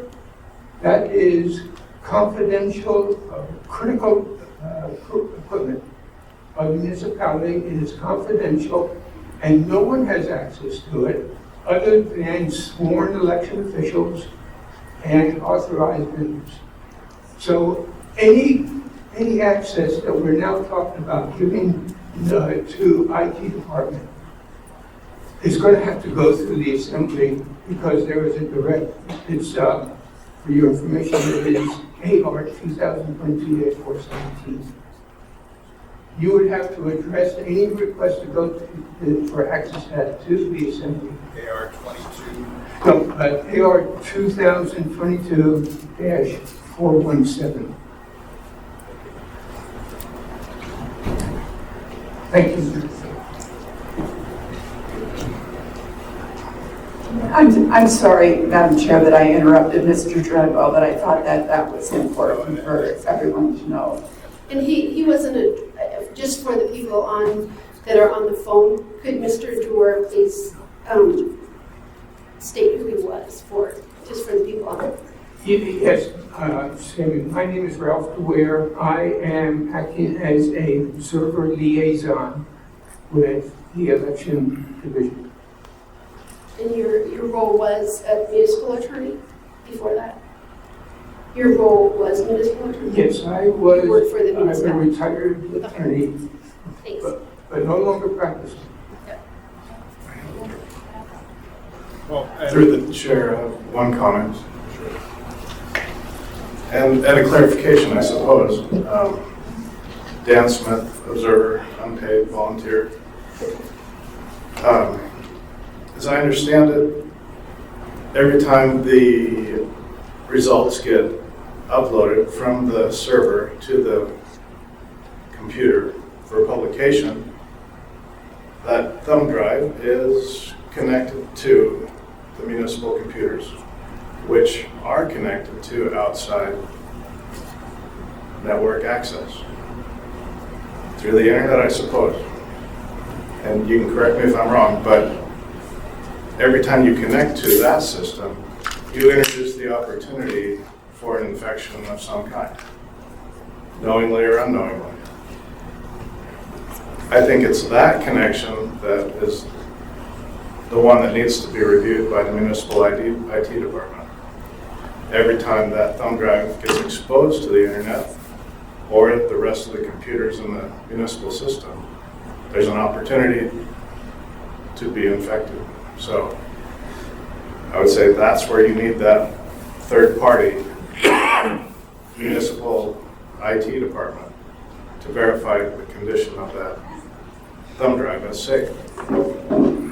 And I have to say, I'm surprised that no one from IT was invited here this evening, because that's what the challenge is about. So, Madam Chair, I was going to say I've learned 4 things today. I've actually learned a lot more, but I'm just trying to move us along appropriately. And from a policy standpoint, I'm going to say that it's my belief that sunshine is the best antiseptic in all cases, right? The more transparent that we have our election process, the better, right? In this particular instance, and you know, the minutes will say Mr. Treadwell spoke, so I'm going to, this may come back into a motion so that what we spoke about may well end up in the minutes. But number one is the technical guidelines. I won't use the word violation, and I thank the clerk for that, may not have been followed, but those own guidelines, according to Ralph, may not have been accepted properly. That's fact number one. Fact number two is even the fact that the municipality might make guidelines or that the IT department might have something to say about this may be obviated by the code change that happened this fall, AR 2022-417. Then it comes to the question of, did we see anything or did we see any evidence today that this gap, as it were, or this doubt, as it was averted, might have changed the result of the election? And except for the statistical issue, which I didn't see the statistics before me, the answer is no. I mean, maybe, but I didn't see any evidence of that. So, lacking any evidence, I don't see any reason to have this complaint hold up our resolution of the election. But I would like to suggest we consider when we meet next, because we often try to meet after an election to make recommendations to the Assembly that says, what did we learn now in terms of improvements of code and procedures? I'd like to suggest 2 things. I really believe you should workshop with observers to figure out, and with cyber experts and so forth, to figure out how do we get more transparency in this thing. I mean, frankly, you guys are complaining that they use the thumb drive, which is what we want them to use because we don't want those machines hooked up to each other. So, you know, the question is, what did we do to make sure the thumb drive is clean, right? Hooray on the thumb drive, maybe not hooray on just not knowing if the thumb drive was clean. I have no evidence that it wasn't, but, you know, let's workshop that issue so that we can bring greater transparency there. And then the second thing, I realized, Madam Chair, that this was maybe something that we didn't have on our agenda in January, which we should have, which is if there are any changes to the election code that we are supposed to pay attention to, I think it ought to be a matter of our agenda that we go through that. And very honestly, I would say to the Assembly, if you're asking us in the weeds to watch elections and we sent you some suggestions on the code, which we did, and you adopted many of those suggestions, not all of them, you also adopted some others that I don't think we had a chance to talk about. The clerk may have given you those things and so forth. And at the very least, I've been to enough of your meetings, I have no idea how members of the Assembly spend thank you for your time. I guess all I'm saying is, my gosh. But all I can say is that we didn't go over the changes of the code and we ought to. So my recommendation, which I could put in the form of a motion so that we can debate it, is that number one, we have no evidence that what was averted is entirely true, nor that it changed the result of the election. And so we dismissed the appeal. But at the same time, we commit to workshop on this and to review the IT procedures in election code.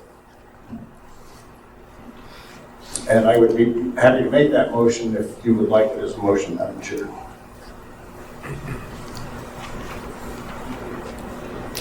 Yeah, you could restate the motion. The motion, Madam Chair, is that we dismiss the complaint as not having an effect on the election, and that that we don't see a technical violation of the law. But at the same time, we commit ourselves as a commission to work with the election officials on a transparency strategy when it relates to transfer of informational, use of informational technology. And we commit ourselves to review changes in the code as we prepare our recommendations for the Assembly this year as a result of this election.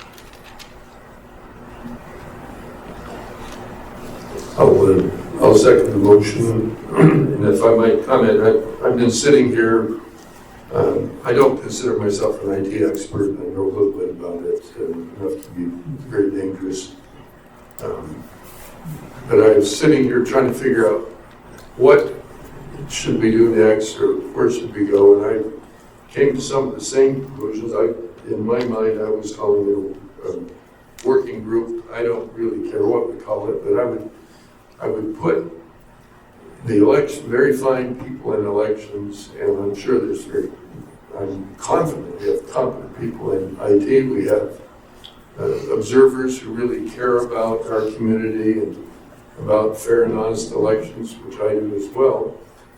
And we surely can get together and think about this and come up with solutions that just make it so we don't see the same, essentially, in my mind, the same complaint. I know it's different, okay? I listen to you. It's somewhat different, but in my thinking, it's somewhat the same. And maybe we can deal with it and make some improvements. I am, I may not have liked the election results, but I don't have any doubt that you did the right thing and your staff in counting votes and producing the results and doing it honestly. So, I have a point of clarification. I just need to understand something. So when the Assembly voted last week to give themselves the power to certify their own election and the power to vote on any matter relating to conducting a regular or special election, did they meet with you, check with you, did you have an understanding of that? I just need a clarification on that. Madam Chair, if I can answer, they certainly did talk about it with this commission. But I will say that the Assembly has had the right and has, election procedure has been a canvassing board here that we delivered to the Assembly that accepts the results regardless, and that happens. Even Congress decides to seat, its members that are elected. So, that to me is not really out of form. I think what I was saying in the motion is pending is that we're going to have to do something a little bit more with the commission so that when the code gets changed, we've had a chance to talk about it.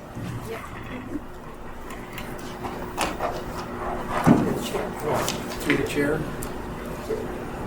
I have one more comment, just one brief comment. Okay, go ahead.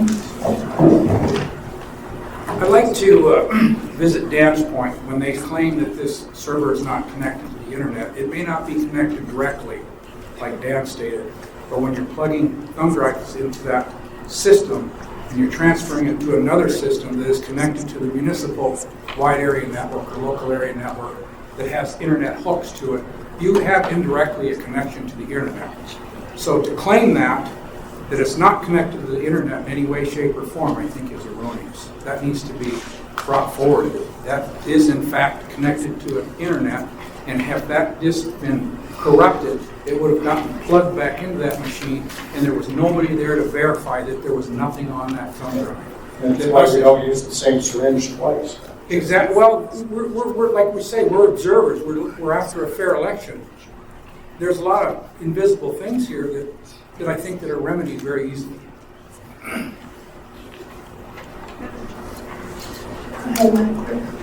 Through the chair, there are a couple of us here that are puzzled. We do not know what it is that the observers are referring to that the assembly passed, and we're wondering if you could give us an AO number or something like that.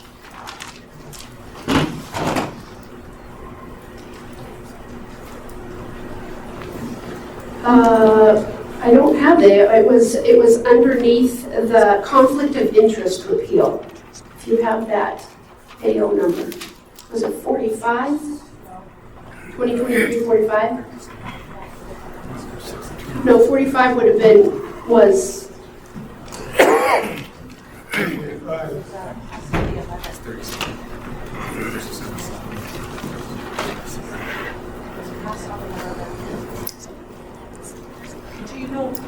Do you know what the title of the ordinance was? It was- if I may, it was the We're looking for the title. conflict of interest. It was ethic, I guess it was ethics code, conflict of interest. It was page 1109 in the assembly packet that evening. 1109.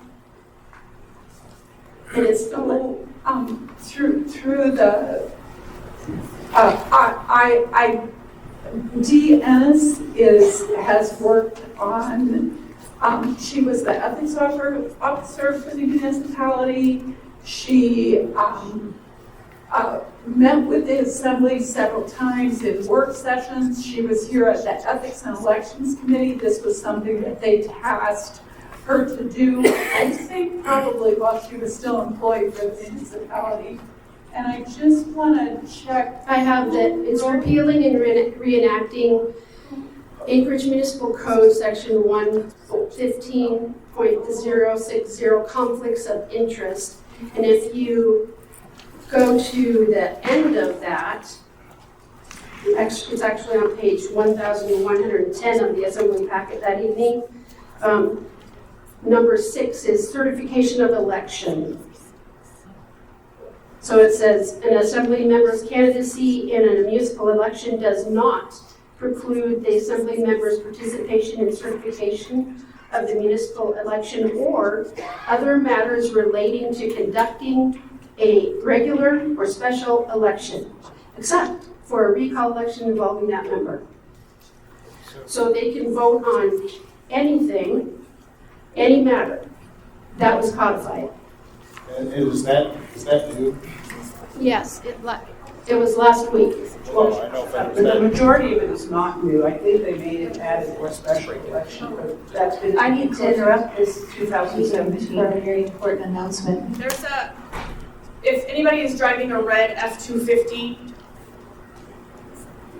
it's blocking the entrance and somebody is ready to call a tow company. And so we need for it to be moved.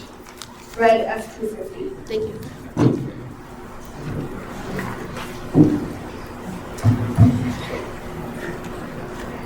I'll call the question.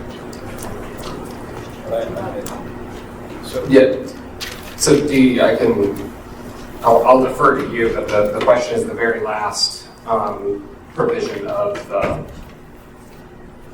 the AO with regard to the fact that it doesn't constitute a conflict of interest to vote on the certification of election in which someone is a candidate. Is that new language or not? No, the first two lines are not new language. The last, I think they added a few just to make it clear, or other matters relating to conducting a regular special election.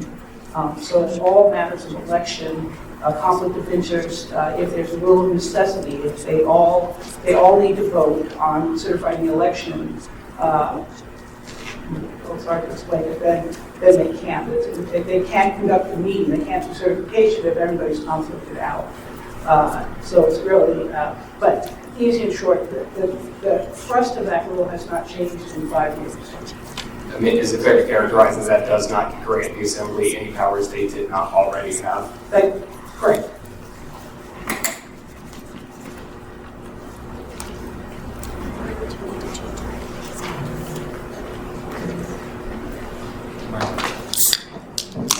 Go ahead. I would just like to add, State your name. Yes, this is Dean Gates, Assembly Councilman. This motion that hasn't changed in 5 years.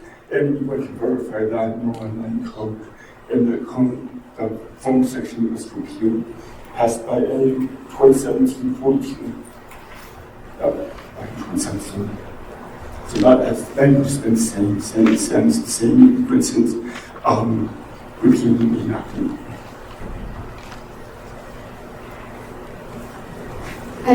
Through the chair, I think it is important to actually look at what was struck through or what was changed, what was underlined. And the motion I have commits us to do that. Okay, we have a motion and I believe we have a second, right? Yes. Who seconded? Okay.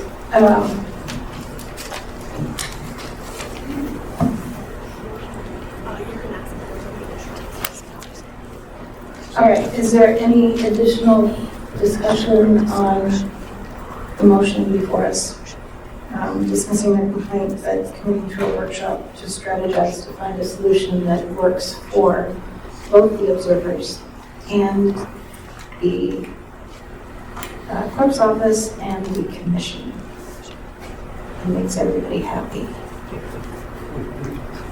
And provides transparency. I'm not sure the motion said makes everybody happy, but the fact is we clearly have to work on our transparency issues with IT.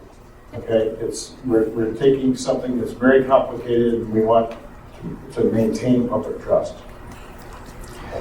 Sorry, a little unmoving Yeah, there. so we're going to work on, so one is dismissal, two is to workshop the observer process on IT to maintain public trust. And number three is to commit ourselves to a review, in our regular annual review, which we have done this year. I've been on this commission now.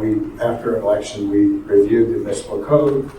We talked about it, and frankly, in January, after the assembly fixed this, and I'll take the complainant's suggestion that even an ethics change may have changed certain things. We will review changes in the law. And,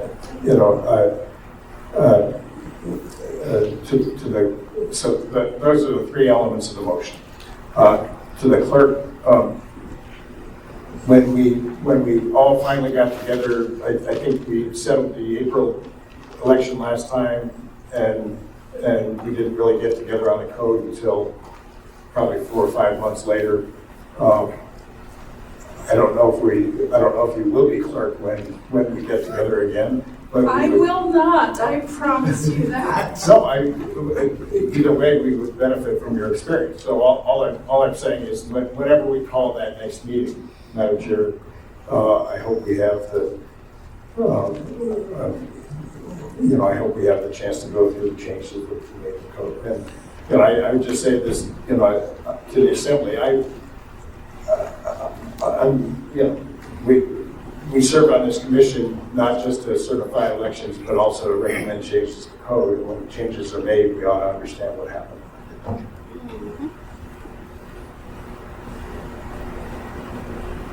All right, we have a motion and a second. Do we have any more discussion? Hearing none. Motion passes. Or do you want to ask for objections? Any objections? Sorry. I said discussion, but any objections? Any objections? Without hearing any objections, the motion passes.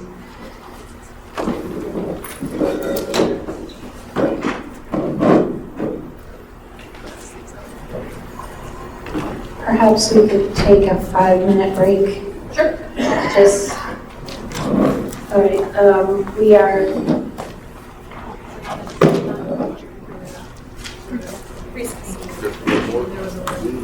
okay, we are recessed at 7:10 p.m. April 20th for 5 minutes, so we'll be back by 7:15 and we'll continue.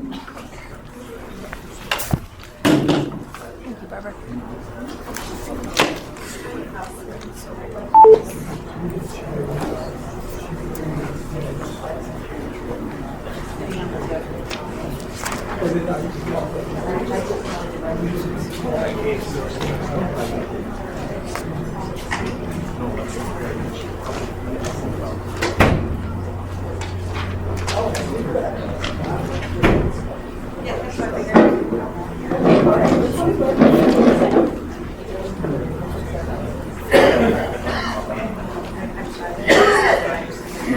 They need to bring this up before they move on to the first some member of the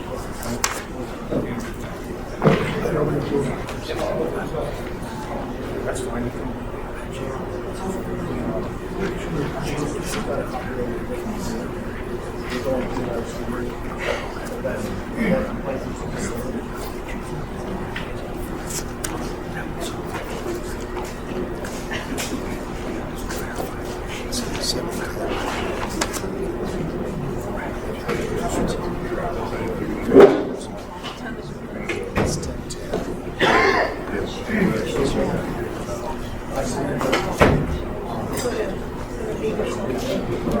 No, the commission has to make a decision to add it to their agenda. So I need to. I will bring it up to the chair when she returns.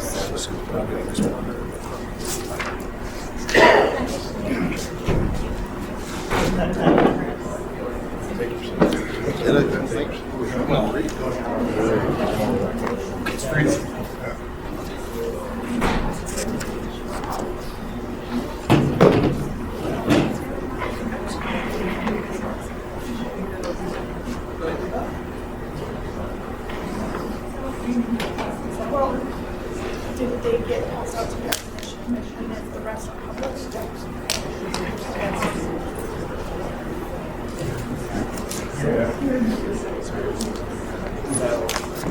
We received this complaint at 5:30 p.m.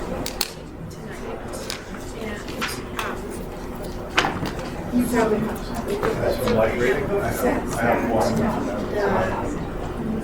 it has to be filed 2 days before the meeting, so that they can just No, I'm on the agenda.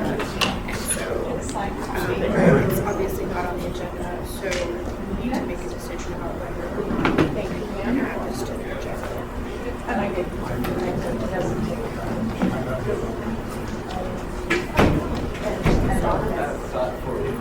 can go and speak to that one. Since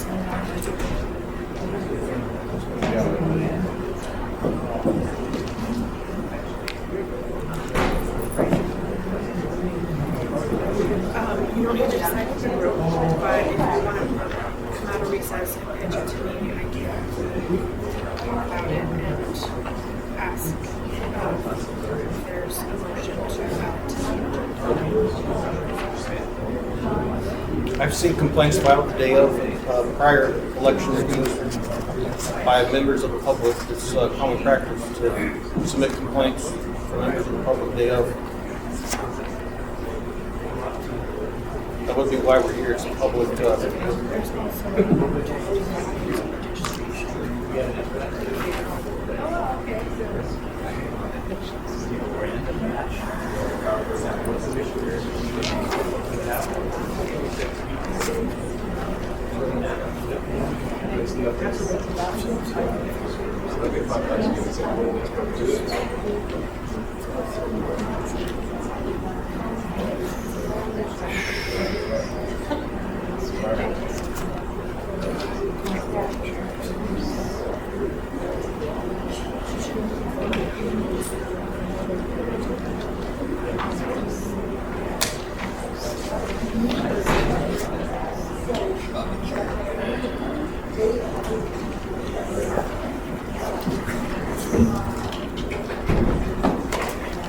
So, me, Chairville, being a member of the election committee, I submitted a complaint in regards to this election.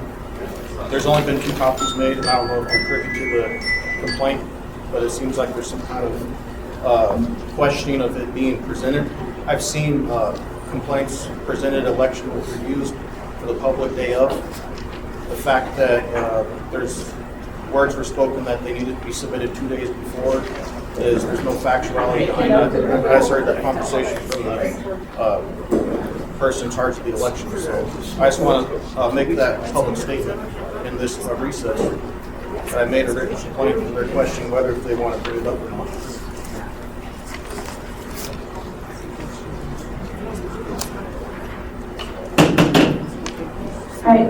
I call us back to order.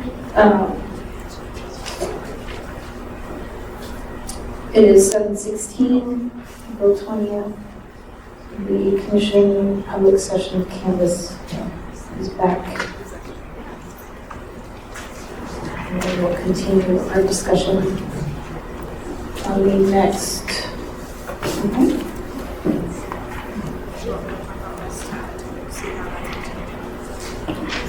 Okay, so through the chair, I just want to bring to everyone's attention that a election complaint was brought by Mr. Darden at 5:43 this evening. The Observer Handbook does say that these are to be submitted 2 days prior so that we can have them to the agenda. It did not meet that deadline, and so at this point, in order for this to be heard, the commission needs to make a decision about adding it to the agenda. The complaint is alleging failure to comply with law. Mr. Darden served an affidavit to MOA Elections and was requesting his ballot to be hand counted for religious freedoms, and that was denied, and so that is no reasonable accommodations, and all encouraged voters were disenfranchised by leaving out a way of hand count. And so if you want to add this to the agenda, we need a motion to add it to the agenda, and then we'll make copies of this available.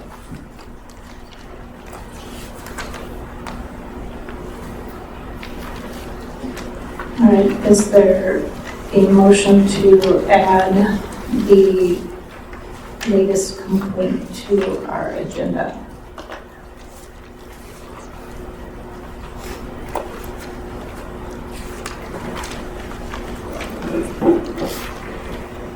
May I ask one question? When was the request made for hand counting of the complainant's ballot? April 1st. Lusac Wexford. The complaint was, or the affidavit was submitted April 1st. Okay, and is there a method by which you could have hand counted the ballot? If you had used an email one where you make a facsimile, that would have been a hand count, I suppose, but that's about the only way that procedure could have happened. Is that right? We have no provisions in code for hand counting ballots. Even emailed ballots are facsimiled onto ballots and are run through the scanners. Thank you. I have no motion to make at this time. Are you serious? Mr. Treadwell, I need to let you know that I responded to Dustin this afternoon. There was a religious exemption requested.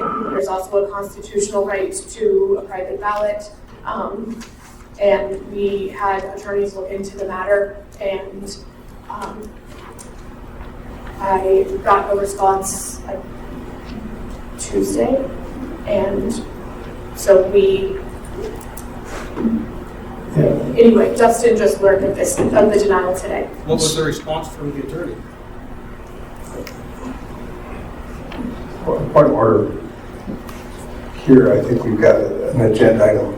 I just state for the record, Dustin, I haven't seen you in a long time. I actually enjoy many of your interventions. The commission just voted to have a session to look at changes in the law. Okay, that's number one. I mean, you're a disgrace to Alaska. Thank you. You're a farce. Thank you. You're just not even like human. And this was a very formal thing, it's very in your face, hand count solves all the problems. And to address me, I'm gonna just say, if you can't motion to have a hand counted ballot for religious reasons, then I don't understand what you guys think you're doing. This is completely insane. It solves every problem, from the chain of custody to the holes in every ballot. A formal document that doesn't go through any electronic processing is the only way you can verify any contract. And that's legal, period, end dot. Everything else is a joke.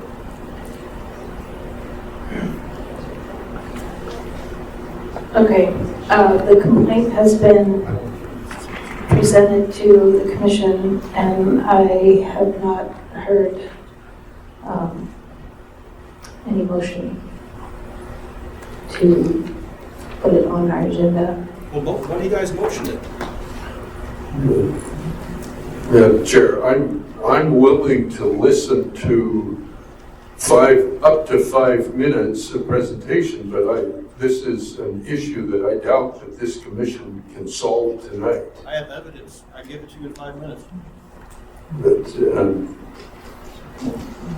Through the chair, Mr. Lehman, there is an opportunity for the public to address the commission. Yeah, but not for a complaint. Jamie Hines, you're the number one person. For number 7 on your agenda, there is a okay, public so comment. we can, under audience participation, have that addressed. No, you can't receive a complaint. She's the party that is number one implicated in this thing. She stated there's no accommodations for hand count. There's no accommodations for religious exemptions. And she's now instructing on how to run a meeting. You guys run the meeting, not her. You're the board. Okay, we are trying to run a meeting here, and I have no motion by our members of our commission, and we will. Could I help? Possibly.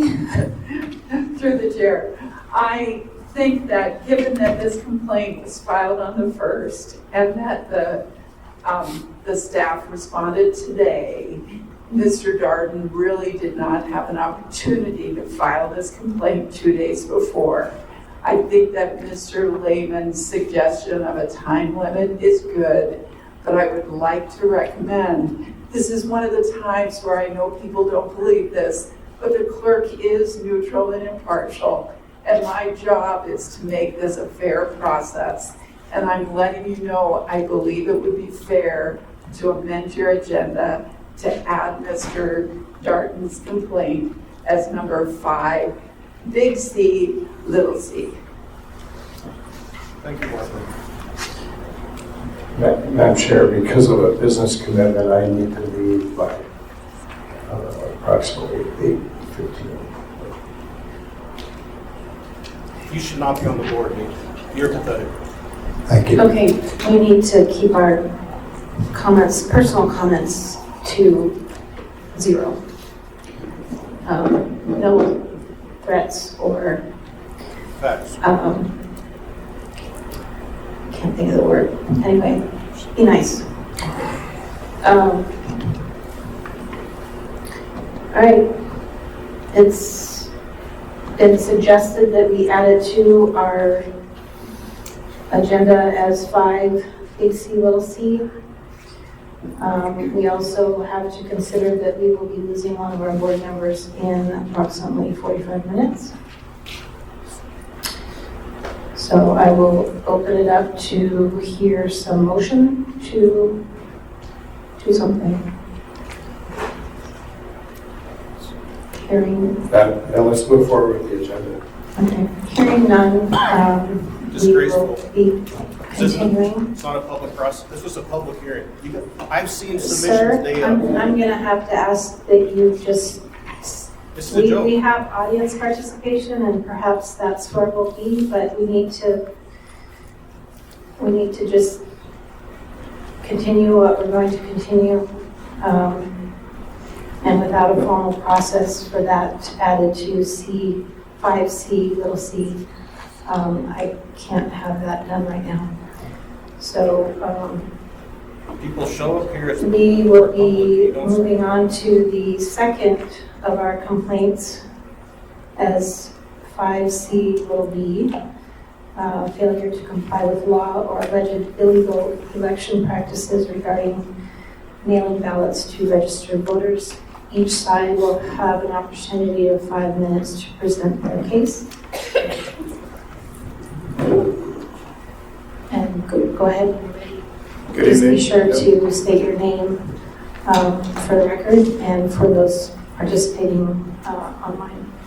Good evening, my name is Dan Smith, and I'm an unpaid observer for Brian Flynn. I will be attempting to summarize what takes me 25 minutes to read, yes?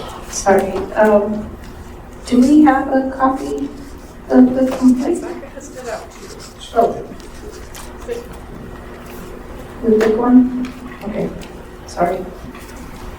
Continue. Have all the commission members had time to read the full complaint? No. Okay. Perhaps we will take 5 minutes to at least get an idea of what this is about.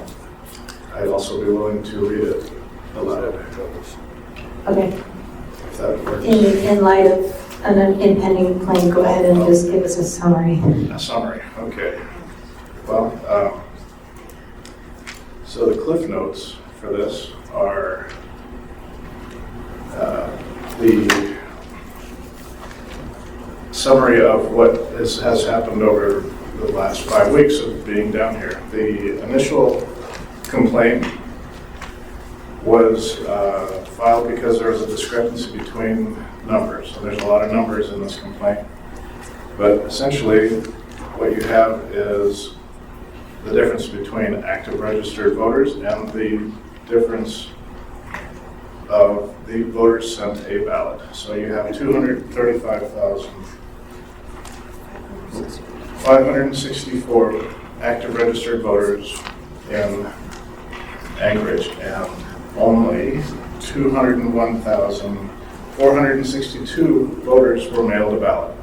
So that spurred the complaint that was filed on March 29th.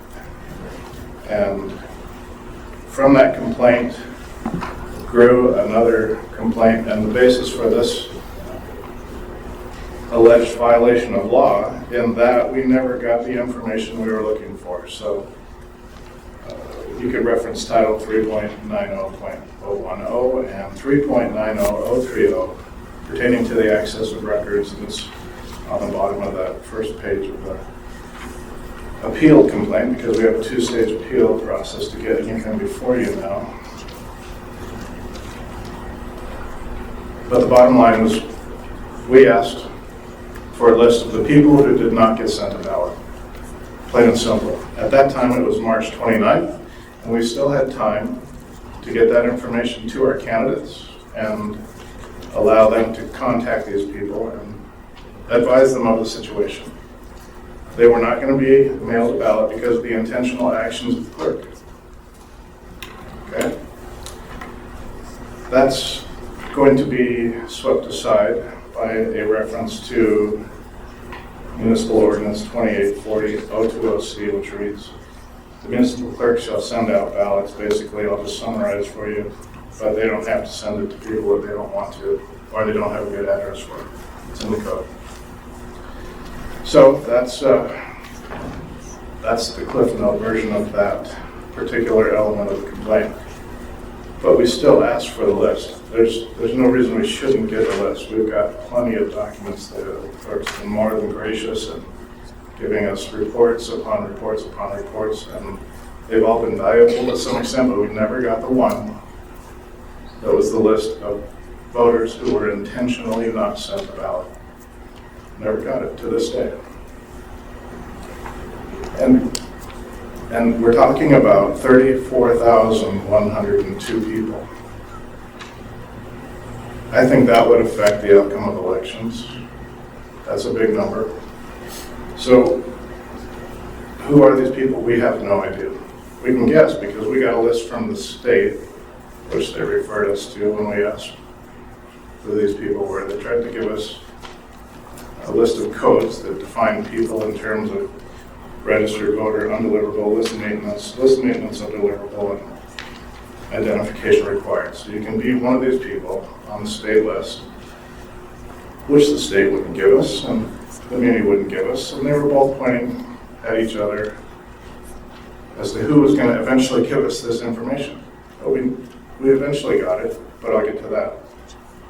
But what you need to know about these codes is if you're a registered voter, you're one of 199,514. If you're considered an undeliverable voter, you're one of 26,642. If you're on the list maintenance, you're 9,000. You're a group of 9,257. And if you're list maintenance undeliverable, you're 93. If you require an ID before you can vote, you're one of 57 people. And if you add those all up, you get the total, the same total as active registered voters on the state list, and as advertised on the municipal website. It's right there for everyone to see it. It's attachment A, attachment B also. But you need to keep in mind that as an active registered voter, you can vote. Anybody who's an active registered voter, if you're one of the big number, 235,000, you can walk into any ABC and you can vote. You can ask for a replacement ballot, you can vote. But 34,102 people of those were swept aside and not sent a ballot. So once we get these codes eventually, now this is long after the election's over. I've asked 5 times by this time, right? This is not something that just slipped through the cracks. I asked for the list of people who did not receive a ballot. I was assured that I would get it sometime before today, the session of canvass, which doesn't do a candidate any good because as of April 4th, he can no longer successfully contact any of his constituents and let them know you're not getting a ballot. So I believe it was the 13th, April 13th, when we finally received that list. Yes. So on April 13th, 7 days ago, well after ballots were due, we received this list and the codes of people and how they were coded, that list I referred to earlier. And they're abbreviated RG, registered voter, UN, undeliverable, and so forth. And I figured, well, we could just do the math and figure out, because I'm still curious at this point, who didn't get sent a ballot, but the numbers don't work. All I can tell is, according to the clerk, that stated they sent a ballot to all RG voters, if you're a registered voter. And I figured that math would be easy, but it's not. Registered voters under this system only amount to 199,514. Now we know they sent out 201,000 ballots, 201,462. So there's 1,948 ballots that they had to backfill the 199 number with to get to 201. And they had to take those from either undeliverable, list maintenance undeliverable, or ID required. But we don't know which ones they chose, and we don't know how they were chosen. There's some discernment used by the clerk's office to select those individuals and mail them a ballot. Meanwhile, I've got lots of people who were chronic voters, super voters, have voted for many years, haven't moved. I've got an affidavit from one lady, Mary Beatty, and she took the time to produce an affidavit that said she's voted in every election so she can remember, basically. I'm paraphrasing. And this year she was not mailed one. Well, it turns out she's on the undeliverable list, and that's weird because undeliverables don't get a ballot, but she's voted 4 times last year. There's another group of individuals that voted 2,200 times last year. 2,200 individuals voted as recently as last year. Of those, and I'm just going to round these numbers. No, I'll give you the exact number. What the heck? 1,193 people voted as recently as the 22 state general election. That's in November of last year. but they didn't get a mailed ballot. There's 2,100 people who voted last year that are now considered undeliverable. There's 2,000 that voted as recently as 2021 that didn't get mailed ballot. They're undeliverable. There's 8,000 that voted as recently as 2020 didn't get mailed ballot because they're undeliverable. Suzanne Piscoya is another individual. Made a similar statement. She's lived in the same house for 30 years. Voted for as long as records have been kept. Undeliverable.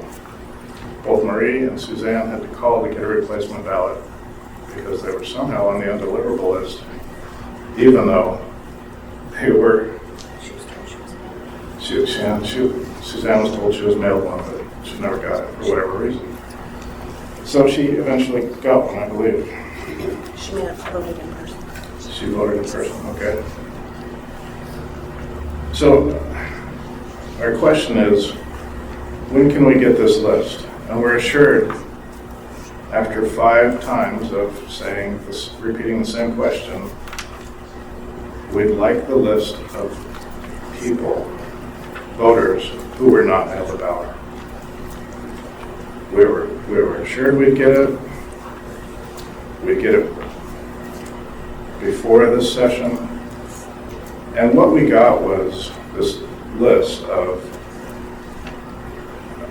it's a new list. It was called 2023 All Registered Anchorage Voters, or something to that effect. Anyways, it had the codes that we asked for originally. They finally gave it to us because we couldn't get them and there's no way we could tell. Even after we got them, we can't tell who they didn't mail a ballot to. Stop me if you have questions, because this is involved. Ultimately, I asked for another list, and that was the list of, because I'm just trying to figure things out, you know. What? Can I stop you, Madam Chair? Just, I know we had a time thing, and you know, this is very, very interesting. Let me ask what Lauren asked in the last complaint. Yes. What would you like us to do tonight? I think, I mean, you know, my own personal objection to not having received your complaint until tonight is, you know, there's a lot of meat here, and there's obviously several sides to the story and so forth, but what would you like us to do tonight? Not certify the election, or certify the election and go back and do an audit about what happened?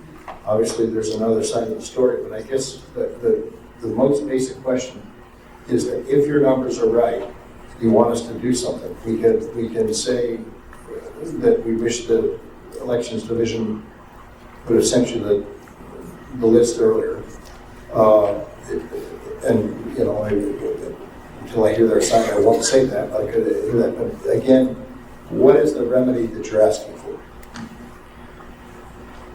Like you say, we're asked to focus or use this lens of how did it or how could it change the outcome of the election.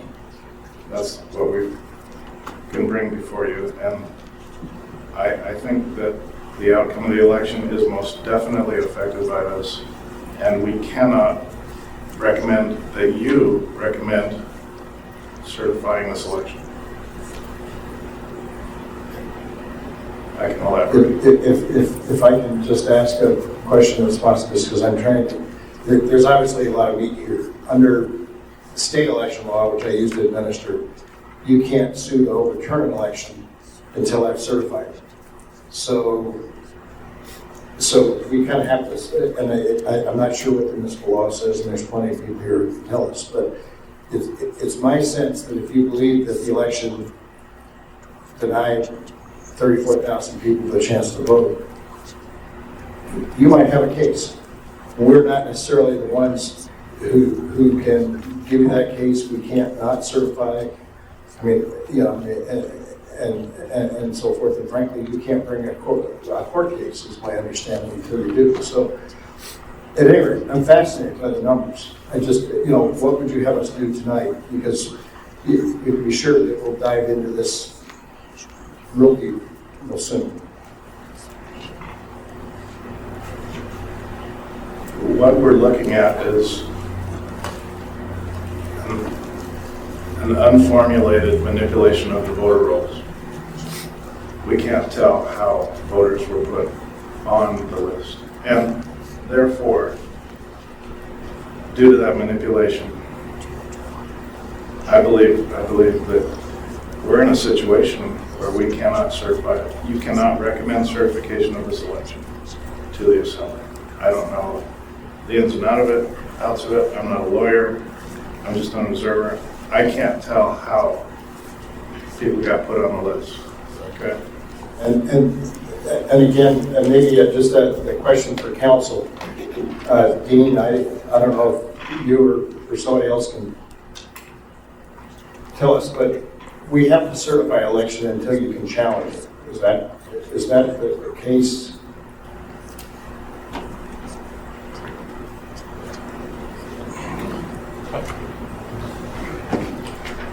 I apologize, Mr. Schreiber. I was reading something. Could you state your question? Sure. Dan has given us a conundrum, okay? He's, no matter what the answer is from the elections office, he wants us, if he's totally correct, to not certify the election tonight. And I guess what I'm saying is, I believe what he's got is very rich data. But the only group that can overturn an election and order a new election is the courts. And under state law, which I know better than municipal law, you can't even do that unless the election has been certified. Okay? And so it's kind of a conundrum. I can't not certify so that you can't do it. I can certify that it's the best of our knowledge based that the votes that came in were accurately counted, or that the process was followed. But if you're correct, this is going to take a lot more time. So I'm just trying to figure out what is the process for not certifying an election. Yes, thank you. And while Mr. Smith, I believe, was talking, I was reading code relevant to this issue. And the Election Commission's public session time is no duties here. And that's in AMC 2885. And 28, you're really, like you said, looking at the term which should be counted and not counted. And his complaint, though, wasn't really about that. The certification of the election is actually what the Assembly does. And the Election Commission and the Clerk's Office does is report the results after the session ends, which isn't really certification or non-certification. That's what the Assembly does. So I guess I sort of have comment in response is this person's complaint is better addressed by the Assembly and during the Assembly meeting. However, if I'm overlooking something in the process, the other council is here to add what is spoken.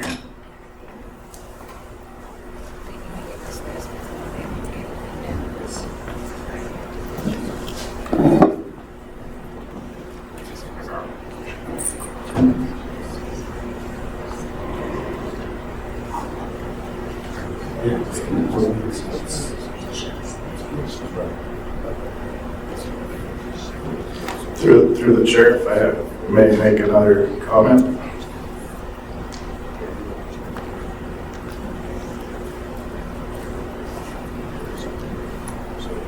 If I can make another comment through the chair.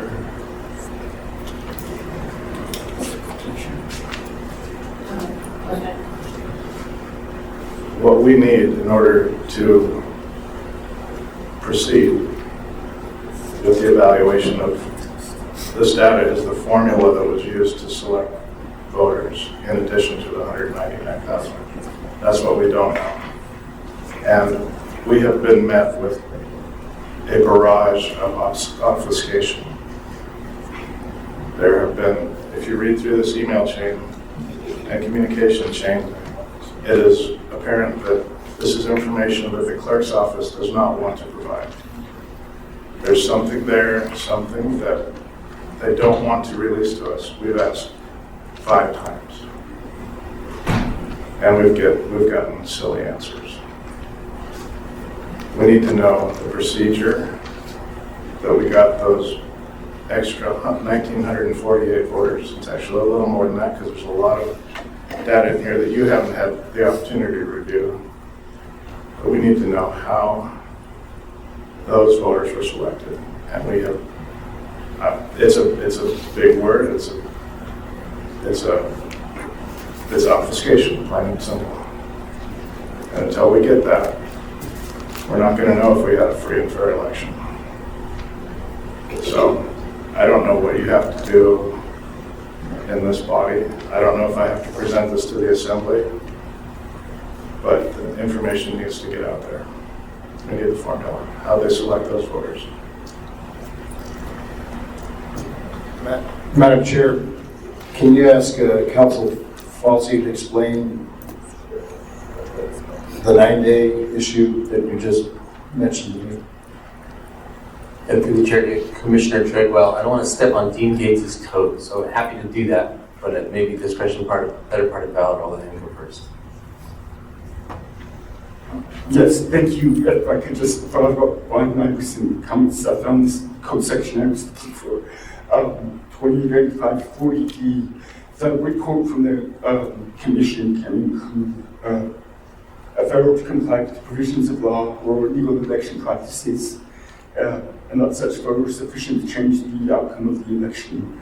And so that's something that can be included in the report to the assembly, and they can use that as a basis to not certify. But then find, I think, the 2 things. One is failure to comply with the provisions of law regarding the election, and that it's sufficient to change the outcome.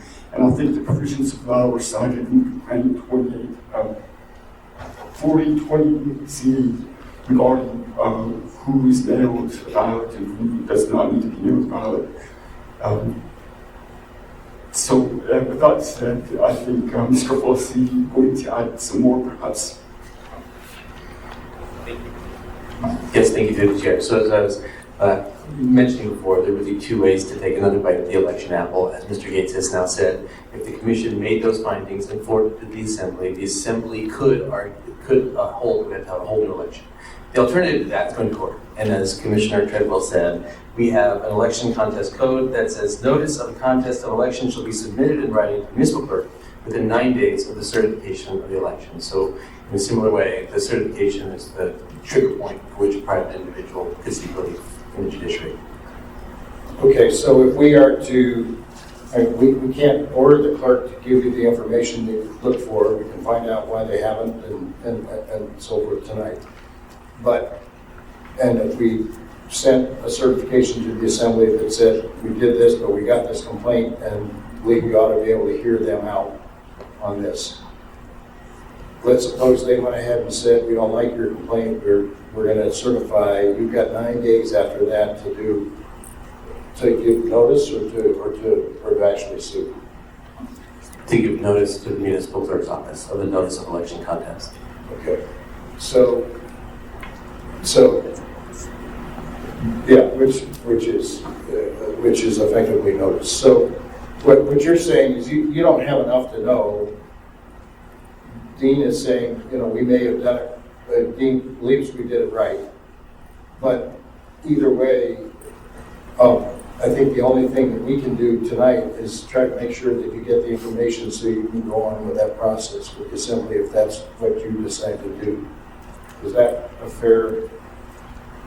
fair distillation? And I'm not trying to, the fact that I got a plane at 10 o'clock, I can miss a plane if it's going to overturn the election. I mean, but I do have a business appointment tomorrow that I need to be at. So, and if we fail it for a quorum, if I left it. So, at any rate, I just want to make sure that, again, the remedy that you're looking for, you still have data that you need to get. Your complaint is you haven't gotten the data. And if the data is, if for some reason these voters were not sent a ballot, for whatever reason, there may be a cause to overturn the election. Is that the best way to look at it? Kind of, sort of. We know why they'll say they didn't send a ballot to 34,000, but more importantly, what was the formula they used to backfill that 199? How did they select that extra 1,948 voters to get on the list? The fascinating thing about this is most of the time when I've been an election official, people are trying to get me to call the ballots, and now you did call the ballots, and now we're complaining. Well, they called them real good. Yeah. They called them real good. So it's just a little ironic. So. Madam Chair, I don't want to be the one to respond with the detail of how the list is maintained, but I can tell you this, having been there, and Mr. Treadwell was also, we never could maintain the state voter roll fast enough or well enough, prevented by the law from doing it. The municipality at least has a few tools available to it to keep that list up a little bit better. And my memory from this discussion before is, I don't know if the number is 30,000 or it's in that range, but there's a lot of people that just aren't living here anymore, and they're not voters, but they didn't notify the state that they're somewhere else, and so after numerous attempts to contact them and them not voting, then they can call them off the list. Now, you came up with some examples of some others who did vote. And those are somewhat troubling to me, and I'd like to hear the why on those. But if I look at the big number, I can understand it. That's, if that's about 10 to 13% of the total list, I go, yeah, that's probably about right. But they're here, and maybe they can explain some things we don't.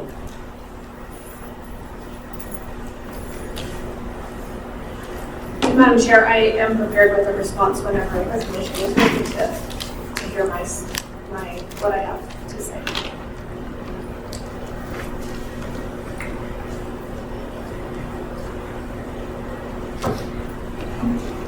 Which numbers have you not received? There's a lot of numbers thrown out there, and I think is it the 1900? 1900. The number between the 201, 462 and the 199, 504? What we asked for was the 34,102 that did not receive a ballot. That's what we asked for. So the difference between the active registered voter at 235,000 and the 201,000. Correct. So you have not received any information on why the 34,000 did not go out? Correct. Is that how I understood what you said? We've received an explanation of the codes they used to select those that they did not send out. And we've received numbers from their report that don't add up to 201,000. And Because so, you got the 201 and the 199. exactly. And so where did the other 1,948 voters get selected from? And how did that process work? What's the formula that was used to add those back in, if you will? Okay. There's other issues too, but that's the big one. Jamie, when you responded, I just put some notes in here about 25 minutes ago. On page 3, there are some numbers there about 2/3 of the way down the page, and I just said, does Jamie agree with these numbers? And, I think that might be important. I'm ready to Ready to roll? Okay. As soon as you're ready. And I can clarify those numbers just very quickly. Those are from the state's voter rolls because we have not got this information from the municipality. we took the state voter rolls and we could look at their voter history, and that's where those numbers come from. We can compare them to when they voted. Yeah, to those, yeah, we can compare those. These numbers here? Negative. Page 3, there's some numbers there. The state identifies voters with voter address problems with either an asterisk or a question mark. And so you can get a total off their list of 35,803 with asterisks or question marks, but it doesn't break it down into detail. They won't release that information to us. They did eventually release it to the Muni, or the Muni had it, and then the Muni eventually released the 199 list of numbers.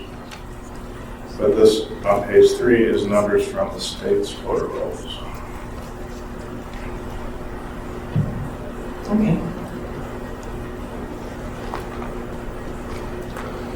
All right, are there any other questions for this first group? All right, go ahead. Okay. So I just want to talk quickly about some fundamental errors. There's many instances where the phrases intentionally not mailed a ballot, purposefully not mailed a ballot, and hold the voter list are utilized, and we believe that to be disinformation. The code does specifically say in ANC 2840.020C that the municipal clerk is not required to mail ballots to any voter that does not have a valid residence address or is in the condition code of PN, UN, LM, or LU as described in statute 1507130. This complaint alleges a violation of the Access to Public Records Code. However, the requests were made on complaint forms, not on a record request form. Even so, the record request made on March 31st, I did request for clarification on the same day. We did get clarification on April 3rd, the day before the election. The observer was advised within the 2-day time frame as required by Anchorage Municipal Code 390060 when we expected to be able to provide the records requested. So now I'm going to address the list of names and addresses of Anchorage voters who were not mailed a vote by mail ballot for the election. The municipal clerk's office does not produce or maintain such a record. The quick answer is AS 40-25-110 does not require us to create records to satisfy public records requests.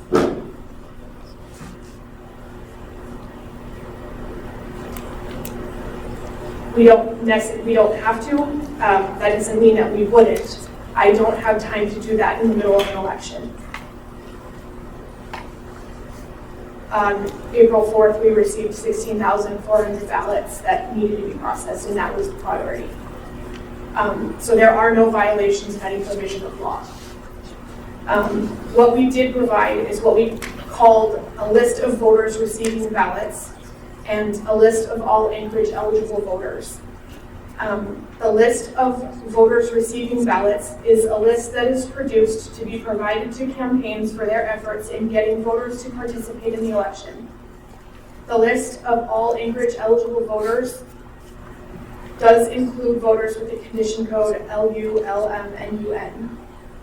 I would be happy to set up an election commission meeting where our election coordinator could present the steps taken to process the voter registration information, and that ultimately produces the information that we provide to our print and mail vendor for voters to receive their ballots. So when we talk about the discrepancy in the numbers, we receive the list of registered Anchorage voters from the state 3 separate times between early February and mid-March. This is the time when we're heavily advertising that people register to vote or update their voter registration. The first time we received that list, there were 243,256 voters. 43,700 were excluded due to condition code of LM, LU, PN, and UN. And that left us with 199,556 ballots to be mailed, 198,542 inside the U.S., and 1,014 military and overseas. And that's the number that I've been reporting since February. We received a second file from the state a few weeks later, and there were 1,353 changes in the voter registration information. Then we received the list for the third time on March 14th, and that list included another 287 changes in the voter registration information. Those are just changes in the voters' registration information. It doesn't include newly registered voters. And those changes each time were appended to the list of voters receiving a ballot, which was provided to the campaigns. Additionally, during the time that we processed 208 temporary address applications, where we updated a voter's mailing address and potentially added LM, LN, LU, or PN voters, because when a voter applies for a ballot to be mailed to a temporary address, those people are registered and qualified to vote. And so we may have added those based on that application. And again, those voters were appended to the list. It's very likely that many of those 1,848 voters were duplicates in the list of voters receiving a ballot. Also, in that time frame, 199 people were removed from what was provided to the print and mail vendor due to their condition code changing. However, those names are still on the list of voters receiving a ballot because we appended the list that we were giving to campaigns. Excel doesn't have a really great way to find duplicate information and remove. I'll just jump in here. I spent hours on Google trying to figure out how to remove a duplicate line from an Excel spreadsheet. It's just not easy. I can find duplicates, but of course a duplicate, every time it says your address is Anchorage, that is a duplicate. So we tried to figure out a way to remove the duplicates. We just don't have that ability right now. And so then another thing that I wanted to say is that voters are allowed to register to vote within 90 days of their 18th birthday. There were 7 of those which may have appeared on the list of registered voters, but were not on the list of voters receiving a mailed ballot. They were removed from our lists. So there are many reasons why a voter has been added or removed from the list between the receipt of the initial voter file to the last time. When looking in the list of voters mailed the ballot myself, I did find instances of duplicates. For example, the Franiacs are on the list twice. It's a couple. They're once at their Anchorage address and again at an address where their ballots were mailed in Hawaii at a temporary address.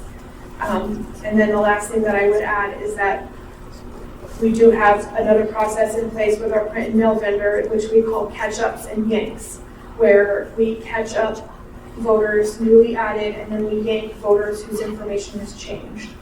So the old incorrect is yanked and then the ballot is ultimately mailed to the new correct location. So ultimately, in an effort to quickly get the information out to campaigns, the list is created and appended, and so voters may appear on that list more than one time. It wasn't intended to be used as this is an exact list of who is getting mailed ballots. It's an effort to get information out to campaigns so that they can do their work to get out the vote. And we are, again, happy to set up a meeting to show the processes of how we add and remove people from the list throughout the process.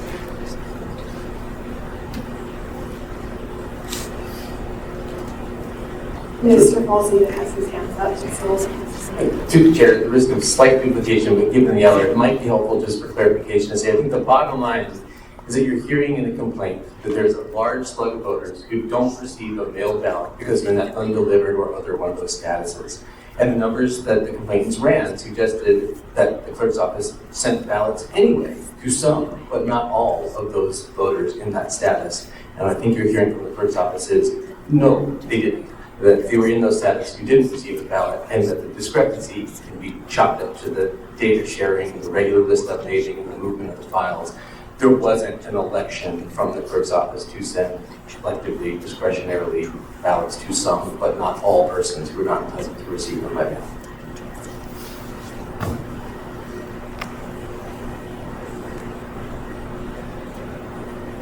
Comment through the chair.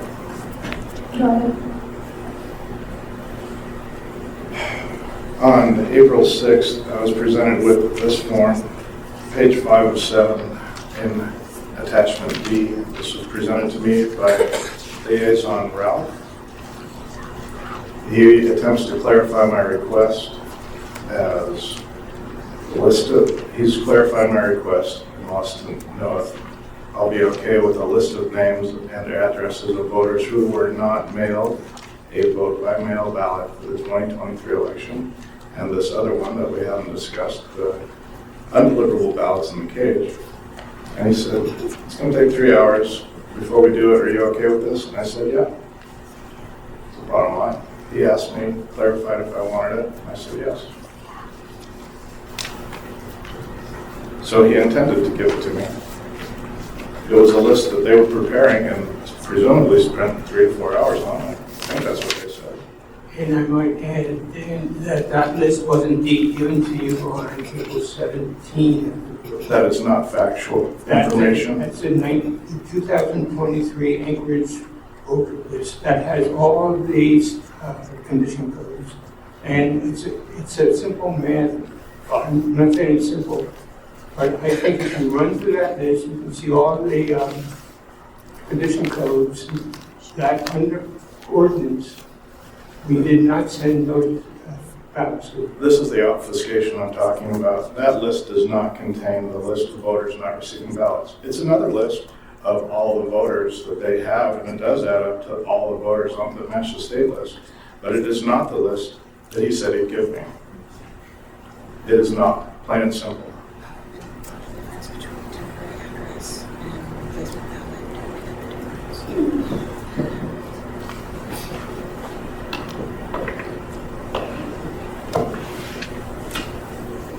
Madam Chair, having heard both sides, let me just ask. Jamie offered to sit down and work with you on this. She and Barbara explained some of her constraints. I mean, you know, frankly, somebody could figure out 9 times that we're telling you to get a new iPhone. Every contact in there multiplies like rabbits.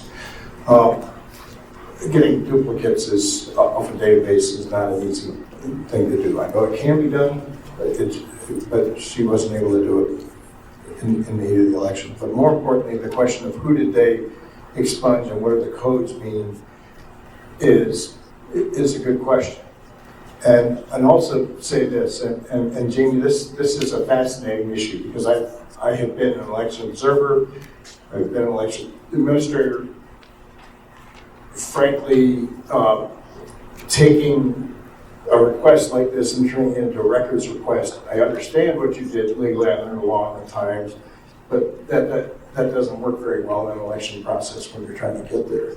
I didn't attempt to make it a records request. Mr. Smith did on this. Got it. Okay, yeah. But anyway, so the records request procedure is, you know, if an election is like a fire burning, you've got a deadline and it only can work. So just in terms of what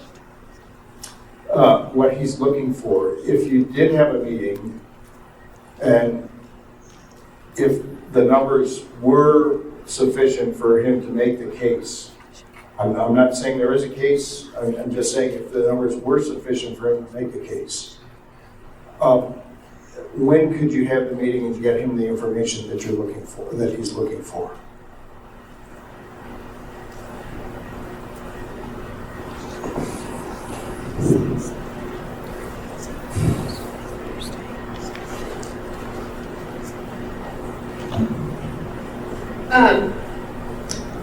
Well, I think that I've sufficiently explained that the list was appended, and that the list was intended as a a tool for the campaigns to use.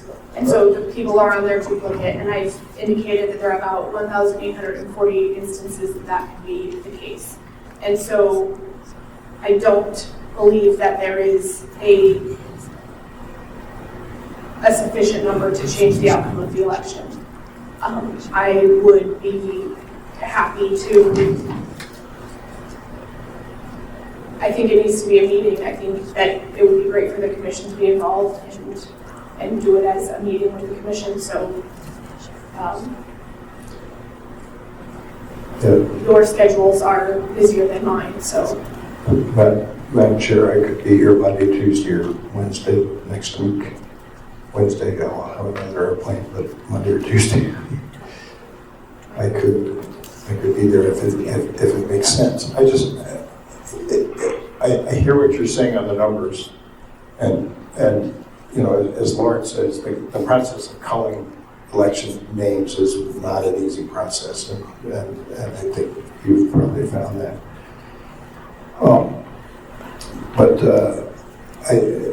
What I'm trying to figure out here is if it's Jamie's view that no matter what you did, it couldn't change the result of the election, and we would be very happy to work through this issue now, but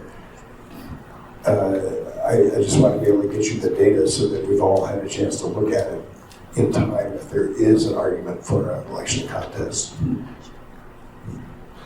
I mean, you know, I've never seen, the margins in this election are so large that an election contest is, you know, there's not a statutory recount. You couldn't really do a recount that's likely to have any change in the result of the election, and so forth. So the only argument you've got in a contest, as I understand it, having been a contestant, is you got to at least have a theory. And the only theory is that you got 36,000 votes that could have happened, even if all they did, and it comes down to those 2,000. Jamie is probably right.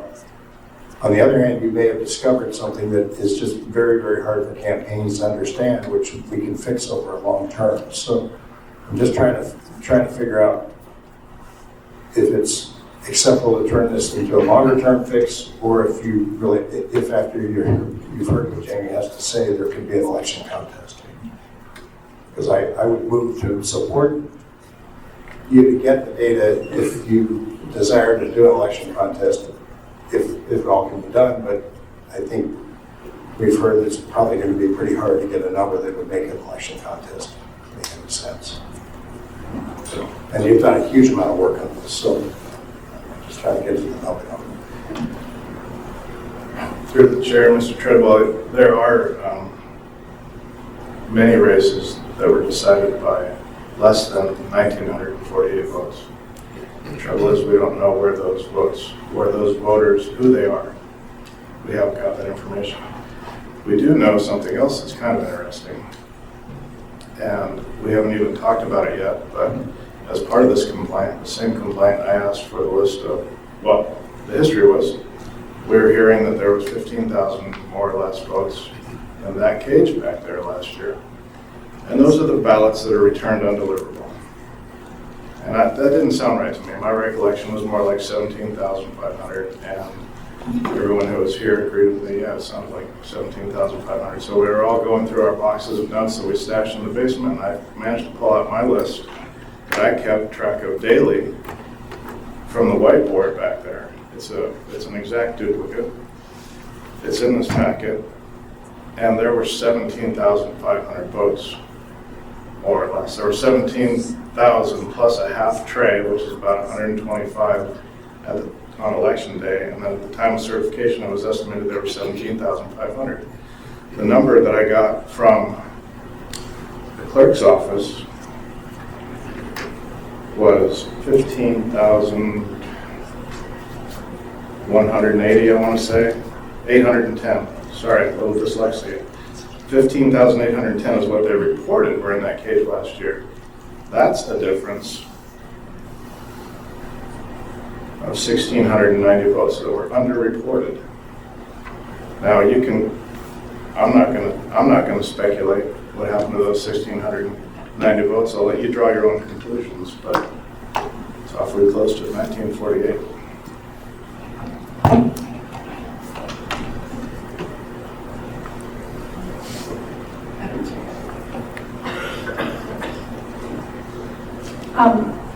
I just wanted to let you know, Mr.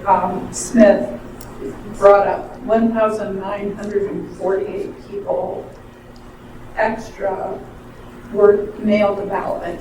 So we know that the code says we are not, and we don't, because it's very expensive to mail ballot packages. So we didn't mail ballots to the people in those certain categories. And the difference was 1,948 people who got a ballot that I believe that they want to know why those people got a ballot. Jamie told you that there were 1,840 duplicates in the list. So the difference is 108. And even though I understand that the observer said that many races were decided by less than 1,948 votes, I don't think that's the right number. I think the number that you need to be looking at is probably closer to the 108. And those ones are to some degree explained by Jamie's long list of 7 people who were under 18 on the list. There were 199 people removed that were still on the list. So I do not think that given the complexities of the multiple files and the big changes, that there was anyone that was not mailed a ballot that should not have been mailed a ballot. And I don't think this small number, 108, even if that was accurate, which I do not believe that there was, I just don't think we can show the exact numbers because of the complexity of these calculations. We can show it to you at some time. We can figure this out. But I do not think that would have changed the outcome of the election of any of the races. Although Mr. Treadwell asked me about 13, and I don't know what the spread on that one was. But I don't think it was that low. Thank you.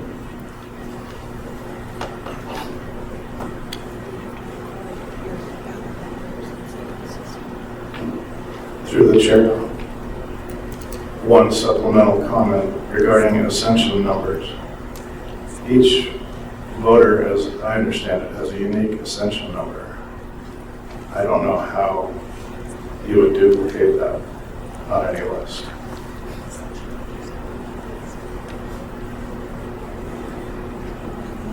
I will say that we were not provided ascension numbers on all of the lists except the voters receiving ballots list. So it made it extremely difficult to compare all the multitudes of lists that we did get.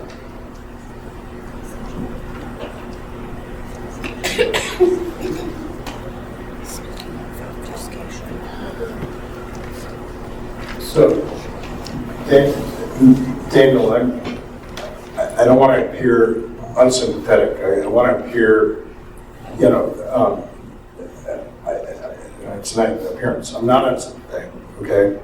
You heard what she said, that if it's down to the 2,000 and that you've got duplicates and other reasons why I weren't there. Madam Chair, I'd be very willing to have these people meet tomorrow or Monday day, be available to be back here Monday afternoon to revise this and have another meeting if we need to, but I think we need to do it with the facts, okay? And I don't know about my fellow commissioner's schedules. I've got an airplane problem, she's got a boat problem, so, and I have no idea what your problems are. But at any rate, I guess all I'm saying is I think in good faith, she answered you on the statistics, but there's more to be learned. And the only question is that I don't want to vote to dismiss on something that would be a legitimate cause for you to contest an election, okay? I'm going to tell you that in my experience looking at, I've been involved in election contests since 1978 in Hickel versus Hammond. And I think we got stung in that one. But all I'm going to say is we at least had a pretty good case. We found 10,000 ballots that even the elections office agreed shouldn't have been counted. The judge agreed shouldn't have been counted. The Supreme Court in my opinion, said, well, you didn't prove they were crooked when they counted. But the point, and set the standard very, very high for an election contest. So so the issue is this. Election commissions for the rest of time will be looking at the issue of calling numbers. So we're very happy to do our part. All right, I think I speak for fellow commissioners in saying that. The only question is, do we need to do this really fast because you have an election contest in mind or not? Because I think Jamie and Barbara gave you numbers that said it's probably pretty tough to do a contest. I'm happy to come back here. I'll be back here Sunday night. I just, I'm in business. I have investors who have depended on me on this. I know you are too. And in doing public service, I tried to see if we could change 2 sets of meetings, and they just couldn't. So you tell me what you need to get this. I know you've got more data that you'd like to get, and I know that Jamie can get you some more data. Through the chair, Mr. Treadwell, assuming we can get our vendor here to help us reverse engineer the data, we could potentially get the number by May 2nd, and that would then provide them 2 days of time to file an election contest if that was what they felt like they needed to do. I could join a call telephonically then, but I'm not even sure you need us to do that. I think it could just go straight to the assembly of the courts. But if that would help you, she's just committed to get the contractor to work on the data. I think what the lawyers have told us is that you'd have a chance to file a contest if you find that the data is something that you believe is actionable and you have a lawyer who can help you do it. Would that make sense? I think that what would make sense is to get a list of 1,948 voters that were added to the RG voters. Find out who those are and how they were selected. And that's really the bottom line. I mean, I understand they don't want to send ballots to people with known bad addresses, and that's 34,102 voters worth of postage, I guess you can say. But the bottom line is they added back in voters in addition to the 199 to get to the 201 that they sent out. And we don't know what criteria they use to select those voters. It'd be interesting to know. Through the chair, I did not add 1,948 voters. It is my understanding that those are duplicate on the list of voters who were mailed ballots. Through the chair, the clerk's office sent out 201,000 ballots. They've provided a list of voters receiving ballots, and that's the total that's on there. Okay. So as I hear it, we have offered to get you the numbers. Do you just want the 1,948 numbers, or do you want the total I would not like to be railroaded into a number that No, I have I to know, come up but- with. I will provide, I will figure out with my vendor how to reverse engineer the data and get him the list that he was initially requesting, the list of voters who were not mailed ballots. The offer is getting together and getting this list by May 2nd. Some of the commissioners may be available if necessary. If that would help, the May 2nd list would help you compare it to your 199 and 1948.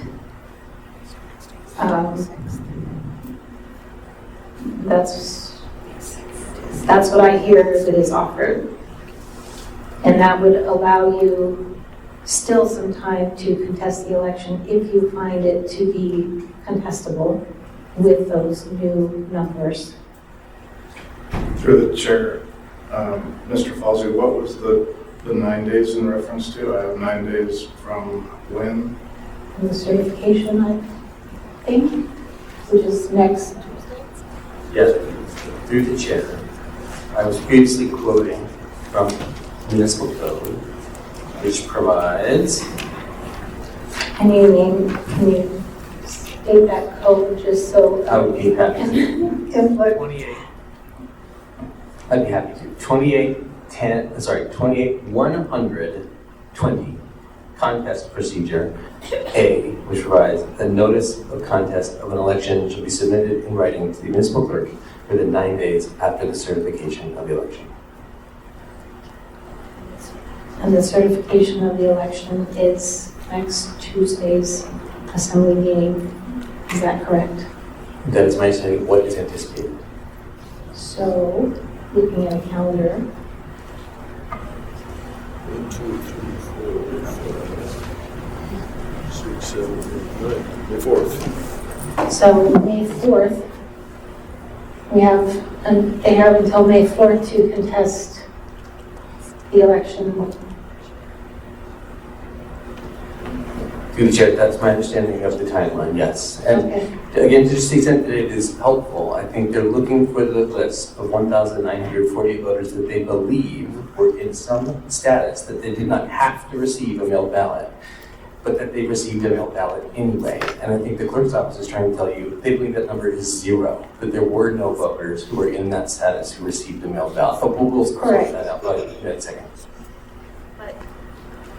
But just focusing on the 1948 is a little much. Because that would have, as I understand it, that would have to be further reversed and gone through. So the offer is getting you numbers by May 2nd. Is that sufficient to help your case? It's an offer. If it's the only offer, then I'll take it because I don't have anything else, right? I've got 2 days to make my case, review the data and make my case. That's at least more time than you got to review my whole complaint. So I guess that's generous.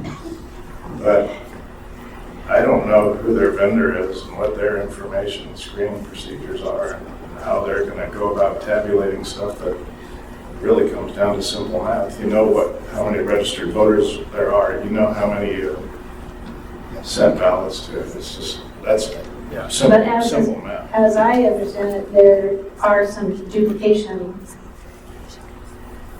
There's some duplication issues with all these 235,000. And you heard it from Mr. Treadwell, who did manage the state elections and has been involved in elections for a long time.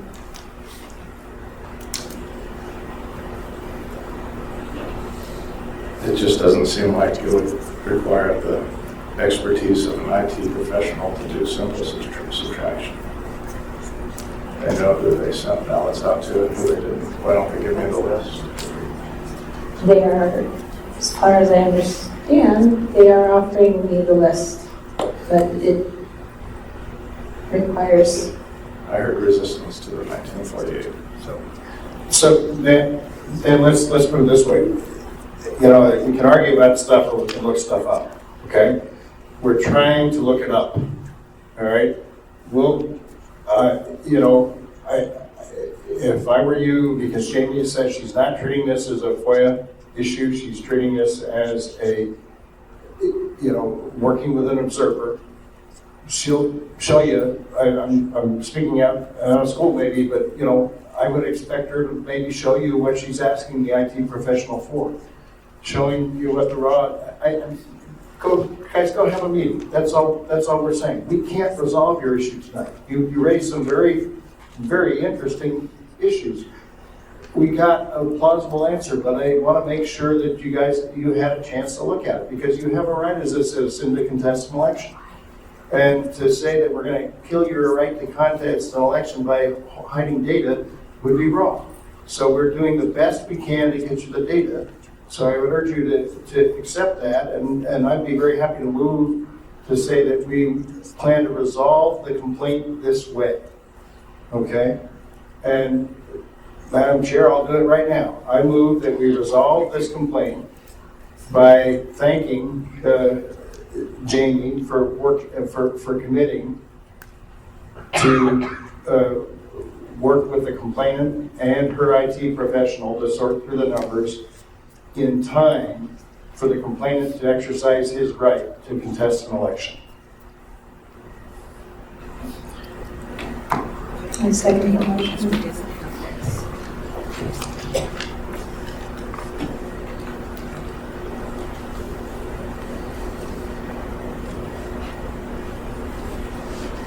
Through the chair, Go ahead. I can work with that. We will accept that offer if we can get ascension numbers for each of the voters, as well as ascension numbers assigned to the voters receiving the ballots list.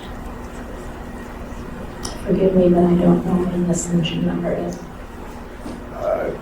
I see Barbara shaking her head, and Barbara, It's a unique identifier number, right? We're trying.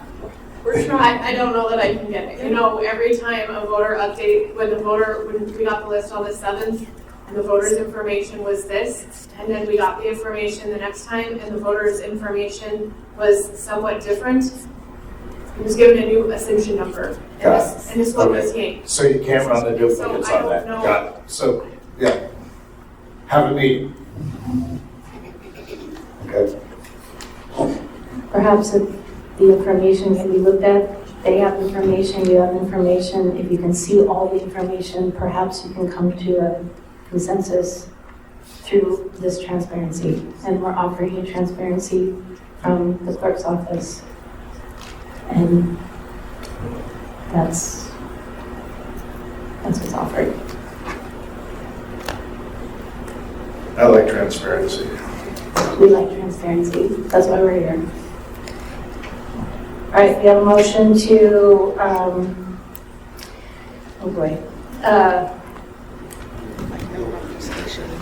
we have a motion and a second. Do you want us to read that back to you? If it's not necessary, it's not necessary. Okay.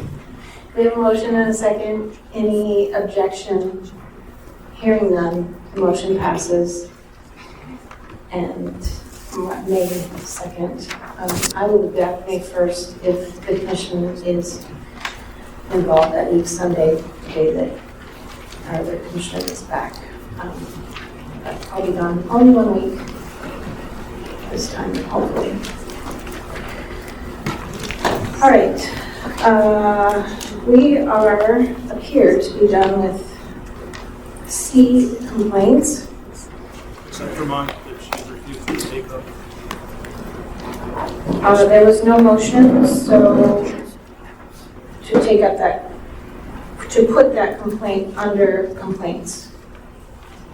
So perhaps it can come under. Yeah, well, maybe we can say, just sorry to interrupt, Dustin. Under item 7 is all we're saying is you could have the opportunity to make your statement under item 7. Right, but I wouldn't have the opportunity for discourse. and to review the evidence that I wanted to present on the disenfranchisement of the entire populace of the municipality of Anchorage. That's why I came to this, because I had a complaint. And I've seen complaints filed day of, they filed a complaint day of. You have the opportunity under item 7. Okay, I have quite a bit of evidence for you. Madam Chair. On the next agenda item, I move we convey the certification of the election as we've, do we need a motion on the canvas issue? And I know that the agenda said we take a short break. I'm just wondering if we need a short break right now. Jamie's left the desk. You haven't heard my Okay. We have offered to put you in audience participation. Right, So but we Trent was trying to are moving on with our agenda item. We did not have a motion to put your complaint under complaints, so we will go to D, adoption of the election canvas report for the regular municipal election of April 4th, 2023. Do I have a motion to approve the election canvas report of the April 4th, 2023 regular municipal election?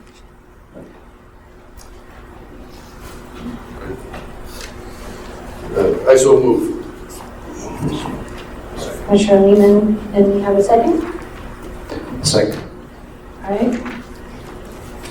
Commissioner Treadwell seconds. We have a motion and a second. Are there any objections Yeah, I object.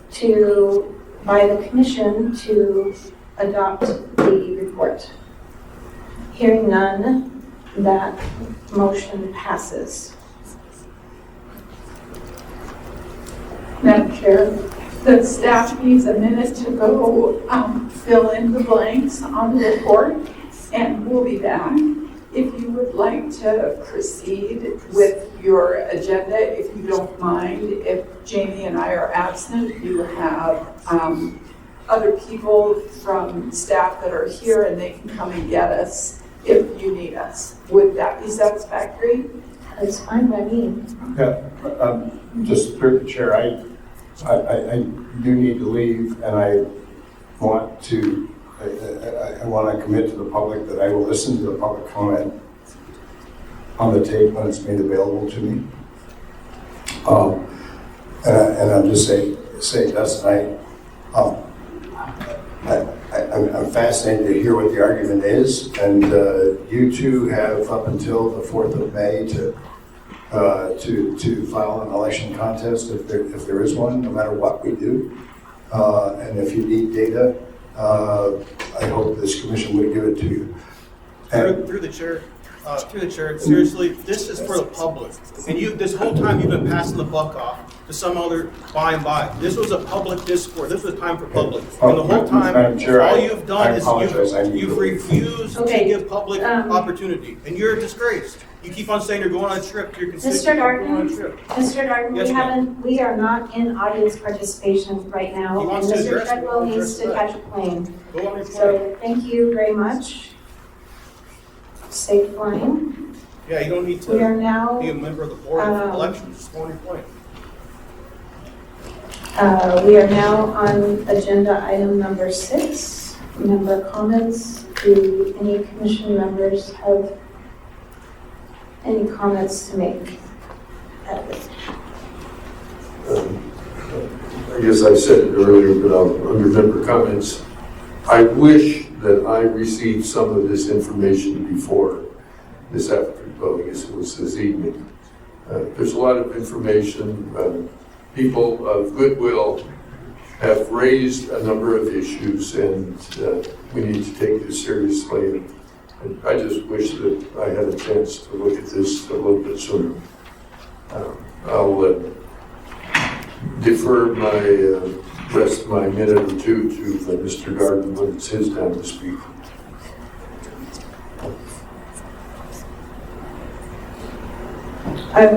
I would second that information as well. There's a lot of information to digest as people are talking, and so it's hard to read and digest and hear. So I don't know what is possible, but I would sure appreciate a little more timely receipt of documents. Not till midnight. Any other comments by Commissioner? All right, hearing none, I think we can go to number 7, audience participation, and we do have one person. Mr. Darden, if you would like to come up to the table, state your name for the record so that our non-in-person audience can know who is speaking. And you have five minutes to state your case, and then we'll open it up to commission questions or clarifications at that time. Okay. My name is Dustin Thomas House Darden. On April 1st, 2023, at the Lusac Library, I presented an affidavit with my ballot so that I'd be able to participate in the municipal election and express my religious beliefs. And I have a recording of the conversation which Jamie Hines and Barbara Jones conveniently just left, along with the coward Mig Chadwell. Let's try to keep personal attacks to 0 when you're speaking, please. It's not appropriate.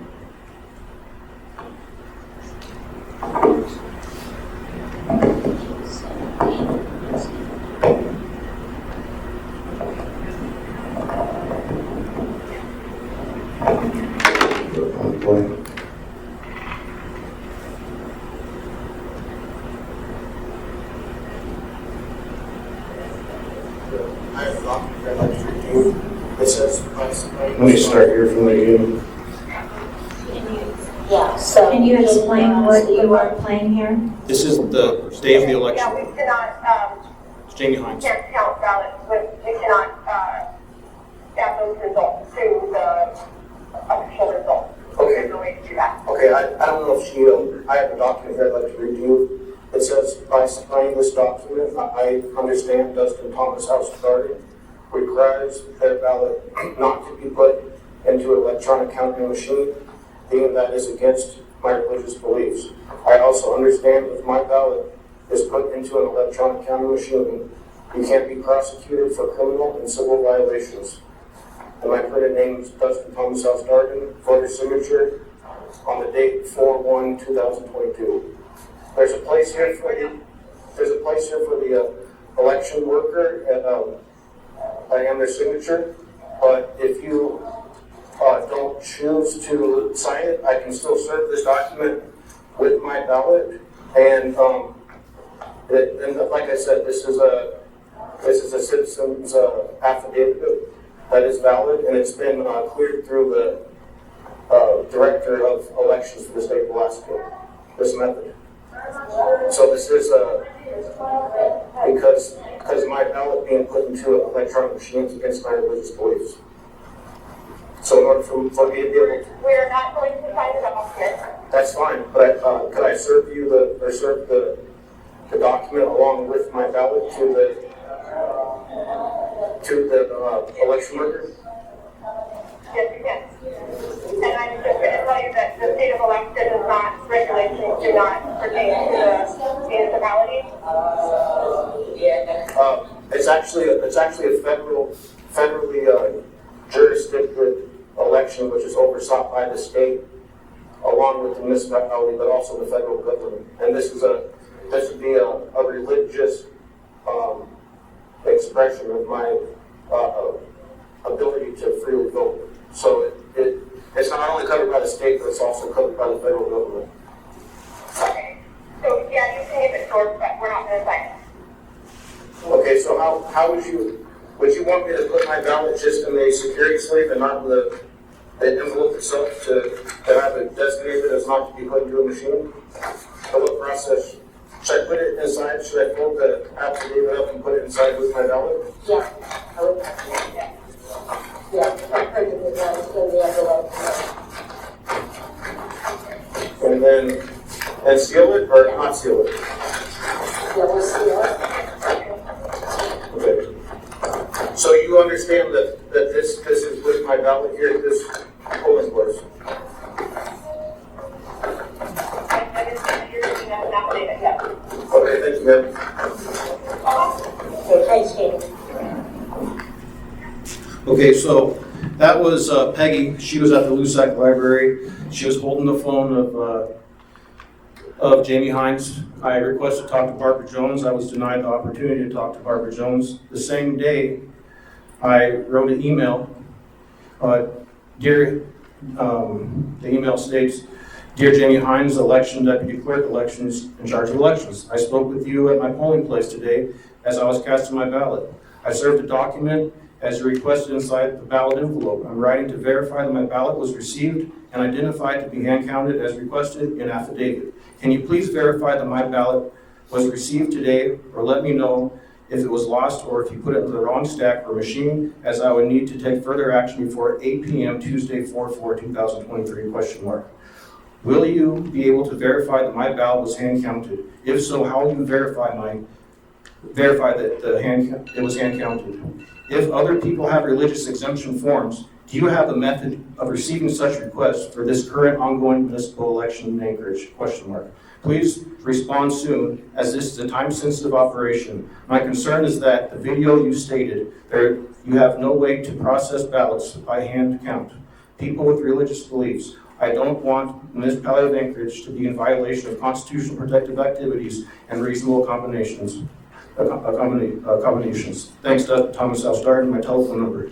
So and then a short one said, Jamie Hines, I received no response April 3rd from the last request of my email in regards to the status of my ballot. There's very little time to take any kind of remedy for whatever situation you have.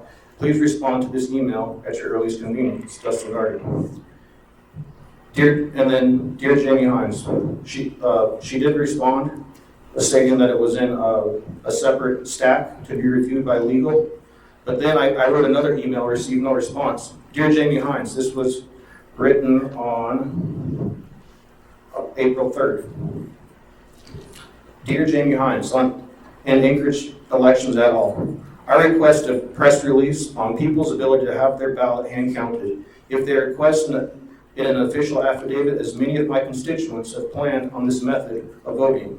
As of now, people are being told no ballots can be hand counted, even if they have a religious exemption affidavit. Also, I request to halt the certification of the election as to how many people were not given an avenue to have their vote processed that did not violate their religious freedom of expression. An explanation is due to the citizens of Anchorage as to why they were told they had to have their ballot, they could not have their ballot hand counted. This is a serious matter.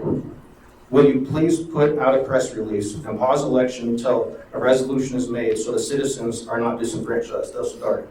So the issue is, it's twofold. Number one, I have no understanding of what happened to my ballot after serving the affidavit. There's three. I have other documented recordings of other citizens serving ballots in precincts, and I have no recollection of what happened to these ballots. And thirdly, there was no method for every voter who walked in to the polling place that did not want to have their ballot not put into an electronic machine. As Mike Lindell clearly states, if you put your ballot into a machine, you don't have an election. Every issue that you heard about today had to do with number tabulations and chain of custody. The only way a chain of custody is contained in contract law is a written ink and a written signature by an individual. This method of my only avenue of maintaining my conviction to my Lord and Savior Jesus Christ to falsify a fact when I know matters of my name can be changed, to not bear false witness, which is a blasphemy of the Holy Spirit, is to have my ballot hand counted in person. And I've been given no remedy, and I'm concerned, and I ask for to decertify a recommendation to the Assembly, this and a press release and an apology, because clearly in the last state primary by Gail Fanumi, former director of elections, she understood along with Jeffrey Condon that there must be an avenue for someone to express their religious freedoms, to express their constitutional protected activity of voting. neither one of these methods need to be written into any type of municipal code because the Constitution has trumped the state and Tier 3 corporation law. So whereas you cannot have an election in the United States of America without upholding our inalienable God-given rights. So my question to you is, where is my ballot, and when are the citizens going to be given an avenue, and how is it that you are going to decertify this election when you have holes from every aspect, from the zip drives to the people that came to this? I was here election night. There was a woman, 2 women that came in here at 11 at night, 3 hours after holding those ballots. Mr. Darden, And the card. you've now had 9 minutes, so if you could wrap up in the next 30 seconds, that would be great. Okay, so, Jamie Hines, where's my ballot? And what remedy has been given to citizens when they walk into a polling place as to how they're gonna have their ballot hand counted, and how are you gonna remedy all the people who rejected election night to not have their ballot hand counted in this current election? This election can't be certified, to the best of my knowledge, without some kind of remedy to this situation. It's severe, and there's evidence, thorough evidence. This is just one piece of the video footage. I had people all over town doing this. It was a document that was generated to fill in the blank, and I'm shocked. What's your response, Jimmy Hines? All right, thank you. Are there any questions by the commission? I don't know how many other people might make the same request, but if you're the only one, I guess my question would be, are you willing to give up the secrecy of your ballot, of your voting? You know, we all have that right to vote a secret ballot, but if you're the only one, you know, you scan all the others and they said, oh, and plus there's Dustin Darden's vote right here. Are you willing to give that up? Now, to answer that question, I actually was presented that by Jeffrey Condon at the last state election. He said you have to, according to Gail Van Noonguy's assumption, I would have to sacrifice my voter identity of this nature. But the fact is that many people did in the state election as well, and all it took was put into a separate envelope. But in this current situation, to answer your question, I don't care who knows what I voted for, because I'd rather tell the truth to God and every man be a liar than allow my name to be lied upon. That's the only way I can. Otherwise, I just go state national and not even mess with your guys' satanic ritualistic. So your answer would be no, you don't mind that your secrecy would be, you wouldn't have any secrecy for your ballot if you were the only one, to answer Mr. Lehman's question. Okay, I wouldn't have a problem with that, but I know factually and I have evidence that other people did the exact same thing. So it wouldn't be an issue. Well, yeah, and I assume once the word gets out about this that there will probably be several other people doing that. Okay, my question then is to Jamie. It's not patently obvious to me why we couldn't allow him to submit his ballot, put it in an envelope to be counted by hand. If the numbers are relatively small, I don't see a problem with that. I grew up in the Nilchek, and that's how they counted votes there. You know, they might have 100 votes in that little town, and they counted by hand and probably had them all tabulated and ready to tell the world by 8:30. You know, but if it's 40,000, I can see that's a problem. You know, especially when you have a ballot with 14 issues, you know, on it, it's very, very complex to do that. But if it's, you know, even if it's just one per precinct, it's kind of like, okay. Anyway, yes. So there is no provision in Title 28 for hand counts, and I did ask Mr. Falsey to weigh in related to the religious exemption, and think he can give us a quick response. I'm sorry, I don't have it printed out in front of me.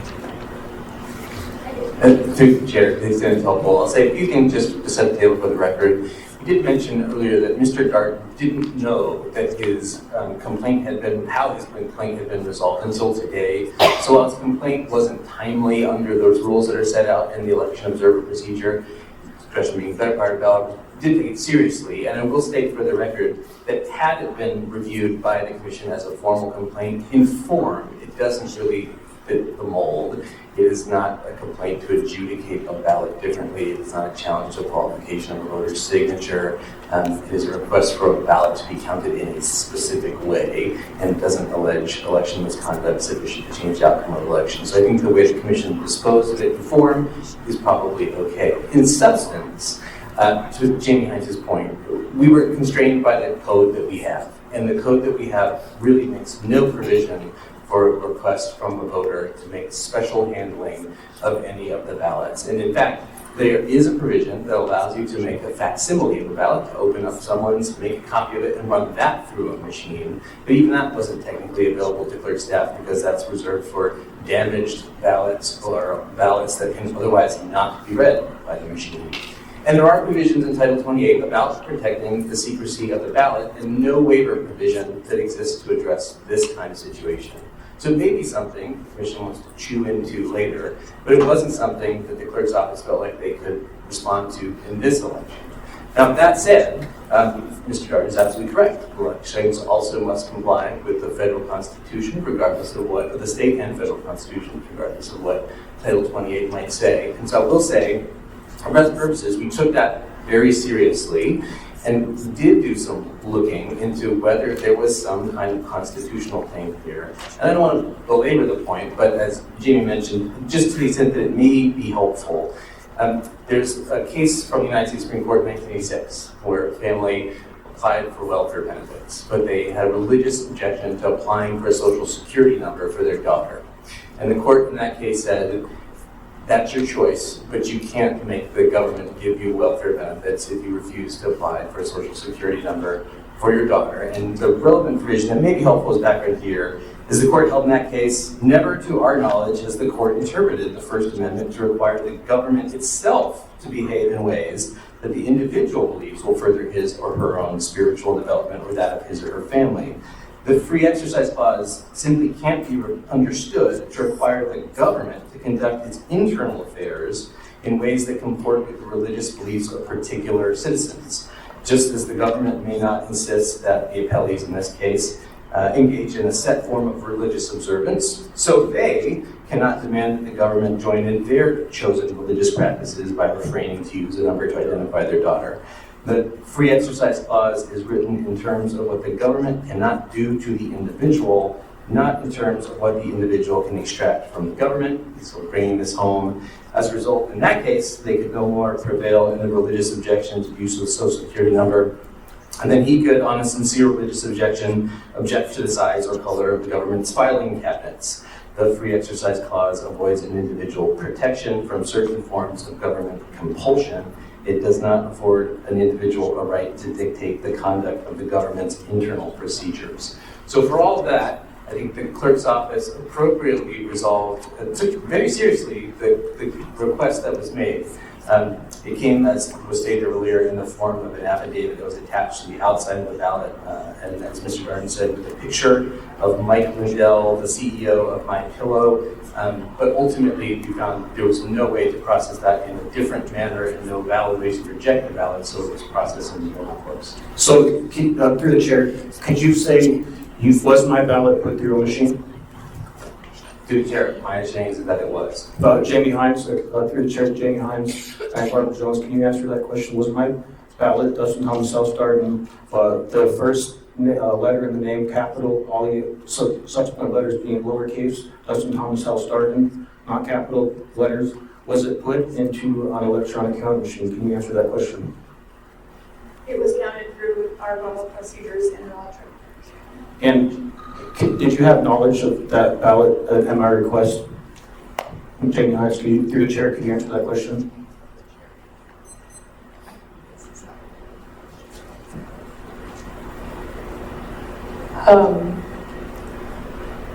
It was a facsimile done?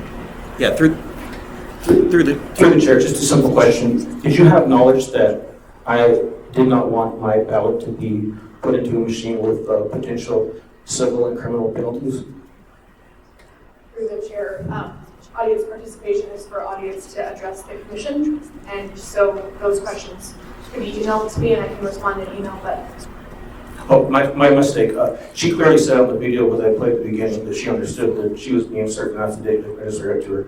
So I answered my question. But if you don't want to answer that, I completely understand, especially that this is a thoroughly reviewed live stream audio. So, and they're looking for reasons to basically, make things right. And the simplest way is just a formal contract document. And through the chair to Mr.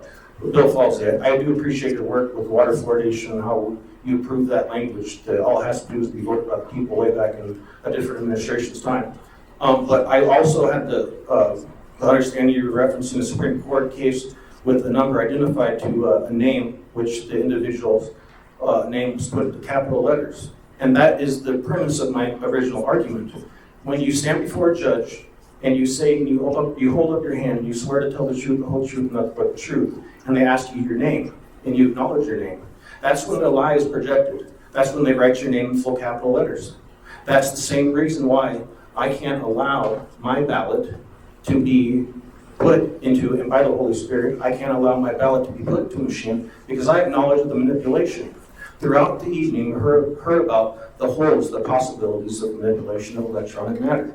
Now, my conviction was simply to stay in this process because I understand the importance. So it's a different example. I understand why you brought that up, but it's entirely different in that my name is written with a D, capital U, capital D, lowercase u, S-D-I-N, etc. Mr. Darden, Yes, ma'am. your two questions were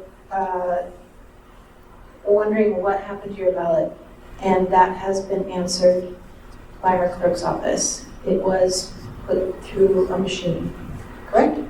Okay, so that question has been answered. The second question is I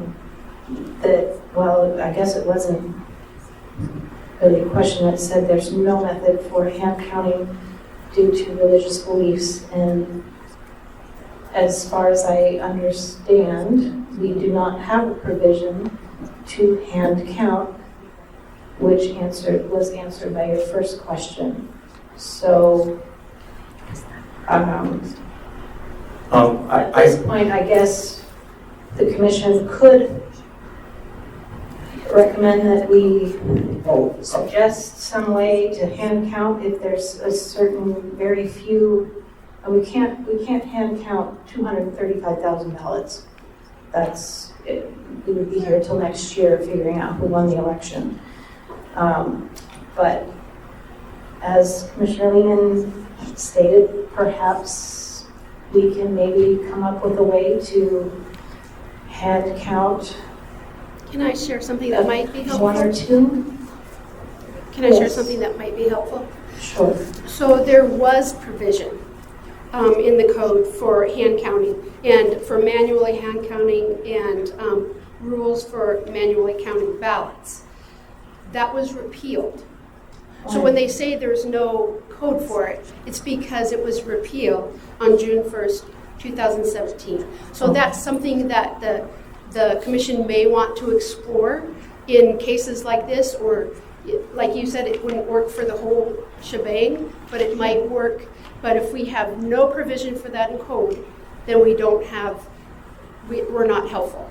Okay. And through the chair. So if it was in the code and it was repealed, perhaps, I may be speaking out of line here, but maybe we just find out why it was repealed. Maybe there was a good reason.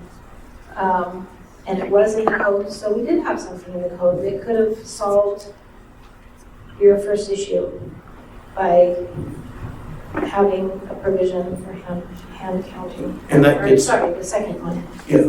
Have a provision for hand counting. But your first question has been answered by the clerk's office through the chair. Right, and that brings up, that answer brings up a plethora of observations and questions, which I'd like. We're limiting it to the two the two questions, or the two issues that you raised in your complaint. Okay. And that was. I just wanted to make sure. You wanted to know what your ballot, where your ballot was. That was answered. And the second one is mentioning that there is no provision and perhaps we should consider putting a provision in. Yes. And as we found out, there was a provision until 2017, and now there is not. So I guess I would. I can share that with the commission. In the email, actually, I just want to wrap up here. In the email, real quick, the question was, it was formed in a complaint to Jamie Hines. I believe possibly she was instructed not to respond to the second email. I'm just assuming. But the complaint was that there was no provision for the Anchorage citizens to have an avenue of having a hand count.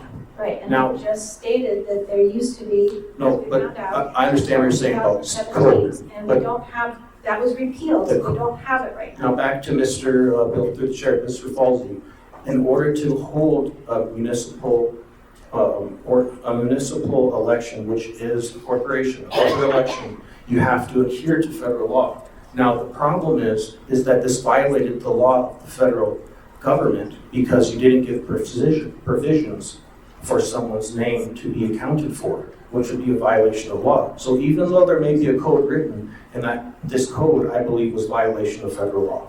And that's my complaint, and that's why I'm requesting not only revisions for future elections, but a pause and a recommendation of not certifying this election, because this is such a big deal. It's the only way we solve all these electronic holes is through the contractual in-person hand count. Okay, thank you.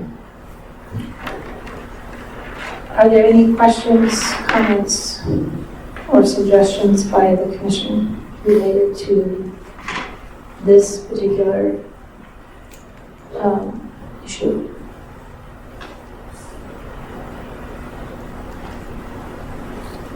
Hearing none. For instance, I just want to say this. She acknowledged that she put my ballot through a machine when I clearly said not to do that. I mean, this is literally like insane. This is like, not, like, why is my ballot, like, that's the one question, why is my ballot being counted when I was very specific not to have it put through a machine? Wouldn't it be better for my ballot to be burned?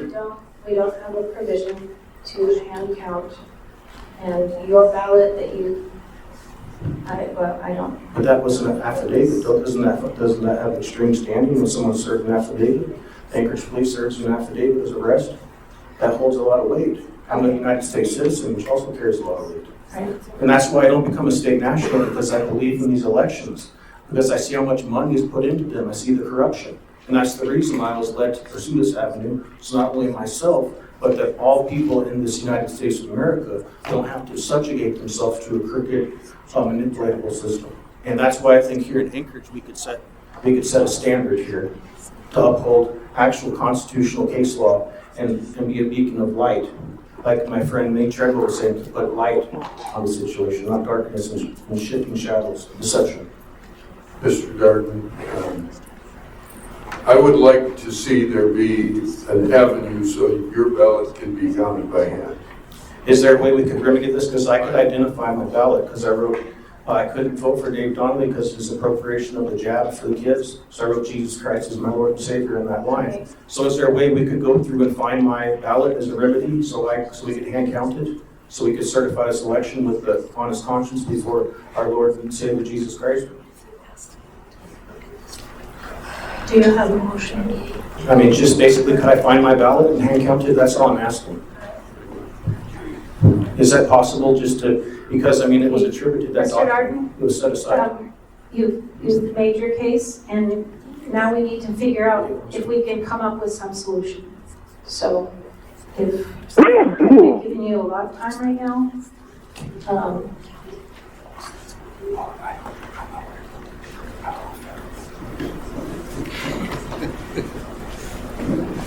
I see two guys over here just anxious to work on this one.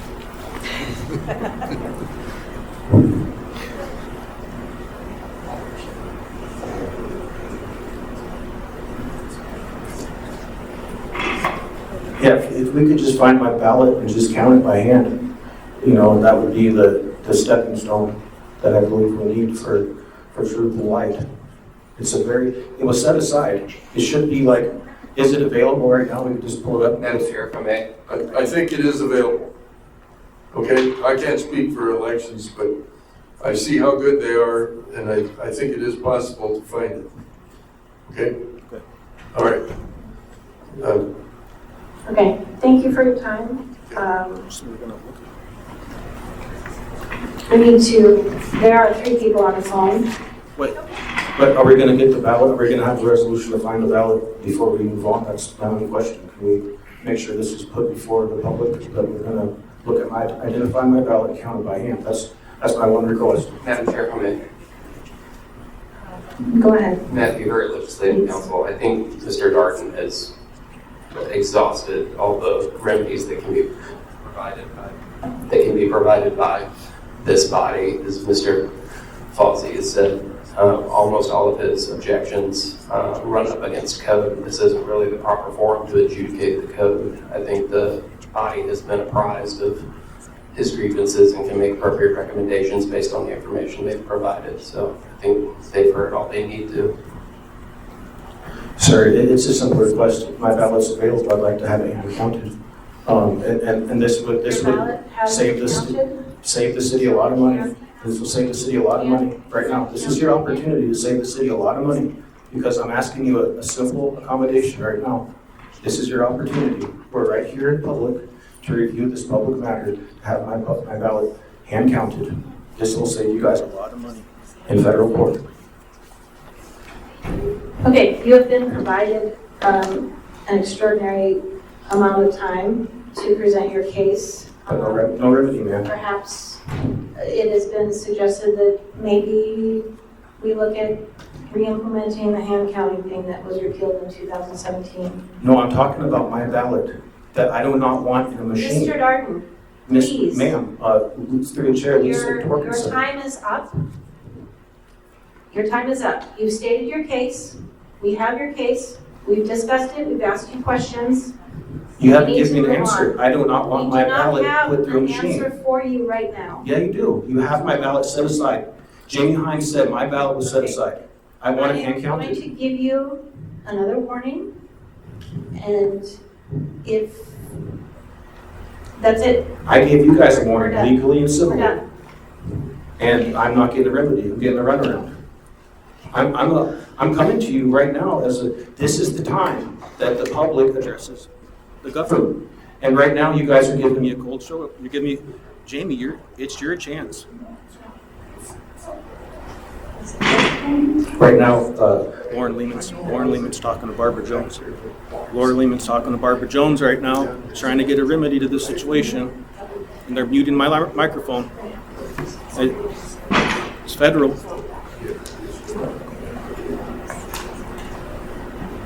Okay, thank you for your time. I'm not leaving until my ballot's hand counted. I'm not getting the cold shoulder on this. Lauren Lehman's doing the right thing, appealing to Barbara Jones and Jamie Hines. My microphone's being muted. I did my research. I served the affidavit. And I just want a remedy so people can live at peace and be able to vote these elections. That's all. One man, one vote. That's it. Okay, if you would please take your seat. I'll take my seat when I know that my ballot wasn't counted for bear fat. If you would please take your seat. I'm just going to take a 30-second pause here. If you'll take your seat. If not, I'm just going to move on, and it's... I demand my ballot to be hand counted. Please go sit down, and I will take a 30-second moment to talk to my commissioners. Thank you.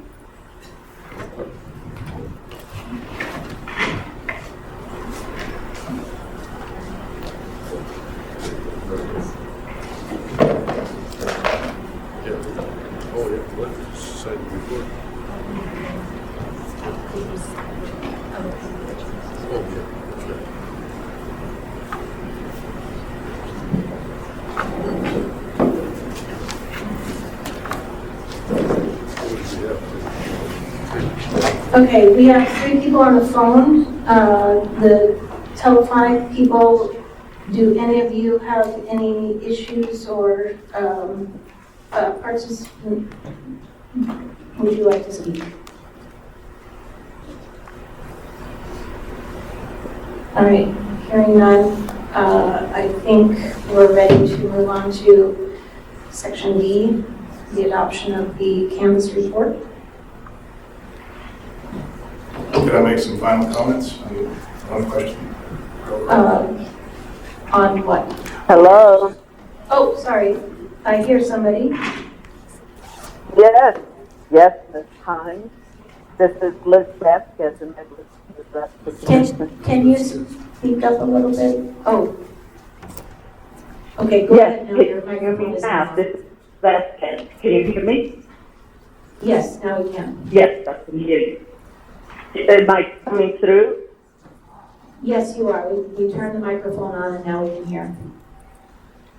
Okay, well, I apologize. If I could, I would be there in person. However, I have participated telephonically and have heard the entire meeting via my telephone over 4 hours, by the way. I want to thank the commission for making this meeting public and the city clerk's office to be available for questions, etc. I also appreciate Commissioner's work on the commission. However, in observing this whole process, and I was involved last year and addressed the commission last year, it appears that the election process is broken. And I'm going to go and give a few pointers. This is really a David versus Goliath situation. On one side is a group of dedicated public citizens, not paid, volunteers. And on the other side, you've got the city clerk's office and her employees, all supposed to be assembly. You've got 6 attorneys, all accountable and representing the city clerk's office. My word, it is not a plain level field. The cards are stacked against the public. And I would say that there are no consequences. To meet my observation, I was involved last year. There was some incident that was the basis of a complaint. I addressed that issue before the commission last year. To date, we do not know what was in that thumb drive that was put in the server. There was never any rational explanation that IT folks could deem as reasonable. And so now, not one instance of the thumb drive being inserted in computers. We have numerous instances, and it may be fine, but there's no transparency. City IT is not allowed to observe, they're not allowed to assess if there are any risks or whether there's anything, that lacks integrity. I'm not saying that there is, but the lack of transparency leads to no trust in the process. That is very, very dangerous to our form of government. Our citizens, our public should be able to trust the election process and should not be questioning and saying, why do they not want transparent? What is it that they're hiding? Mr. Smith requests 5 times for a list, and they continuously disregard the request. Nothing that Smith is doing tonight is addressing serious issues. In other words, we're going to be back again next year with the same issues, the lack of accountability, the lack of transparency. Oh, well, we're going to certify the election again. I have to tell you that people are watching and listening, and they really are discussing the election process in this city.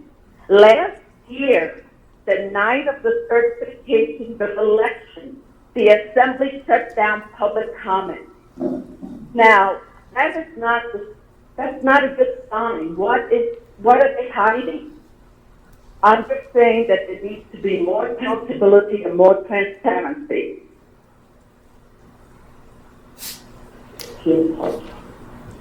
Thank you very much for your testimony. Yes, and, All right, do we have any Yeah. others who want to give testimony that are on the phone?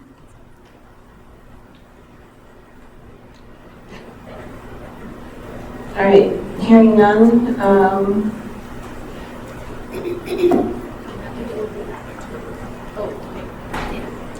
okay, we're gonna move on into the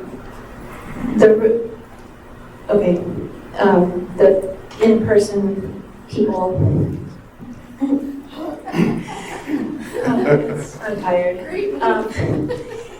Is there anybody who wants to make more comments? Please state your name for the record and summarize in, let's do 3 minutes. I can do it in 1 minute. Awesome. Dan Smith, just was hoping to get a written response to our complaint filed on April 18th. We haven't received a written response to it yet. The one that was discussed earlier, and I'll just give you a couple quick highlights of things you don't see because not everything makes it to the commission level. Sorry, pause. Is that this here? Is that the big packet? Yeah, correct. I have not received a written response to the big packet filed April Okay. 18th. Let me The interrupt you. commission What made is a the, motion that the commission made a decision. We don't have the ability to give a written decision. yeah, I The commission made a don't motion. think we're gonna do a written response. I think we're gonna do an in-person meeting and get you a huge list. And you're gonna mesh those with your list numbers. That's what I understood that we were, that's the thing that you agreed to. Just, I don't know. I think I agreed to a meeting, but I never waived the right to get a written response tonight. Yeah, I need a written response to that. Anyways, if I can get that, that'd be great. I got a couple other issues. For the chair, there is no, I'm pausing the time, there's no written response requirement. And the motion is on the record, so that is the response. The motion that the commission made is made on the record, and that's the response. To resolve, this is what I recall that happened an hour ago or so, is we offered to resolve your issue or your complaint. We offered an in-person meeting with a list of voters, and you agreed to that. And I think we made a motion and seconded it and voted, and that's your response I from the agreed clerk's to, office, is an in-person meeting to hash all this out. we definitely agreed to the in-person meeting. If I can't get a written response, then I guess we'll discuss that at the meeting. I don't know. Okay. I assume I'd get a written response. I think this is in lieu of a written response, That's what it sounds like. because this might solve your problem, because their written response, their oral response tonight was not satisfactory, so the commission offered, hey, can you do this? Will you agree to that? That's fine. And that was agreed to, we voted, and If that's the way it is, that's the response, yeah, I mean, which I feel like is a better response than the written response that you don't agree with. it could very well work out that way, and that's fine. All right, I'll just move on to a couple of other highlights from this a couple election. more minutes. Yep, it won't take long. I'm not even going to debate them or anything. I'm just going to throw them out there for you because not everything gets to the commission level, and you should be aware of some of these things. We didn't even bring this one up, but the municipal clerk's office broke the law by not reporting the 2022 special election to the state within the 60-day required window. We only discovered that when we approached the state to get their list. And honestly, I don't know if it affects the election or not. I'm sure there's a few voters in District 1 that moved and out, and a few that moved in. There's no way to tell. It happened. The sorting machine was operated by a single operator for 30 minutes while processing ABC and LUSAC ballots. A complaint was made. Did it affect the election? Hard to tell, but it's against their policy. One day later, the MOA Facebook page came out and said there's always 2 people at the machine.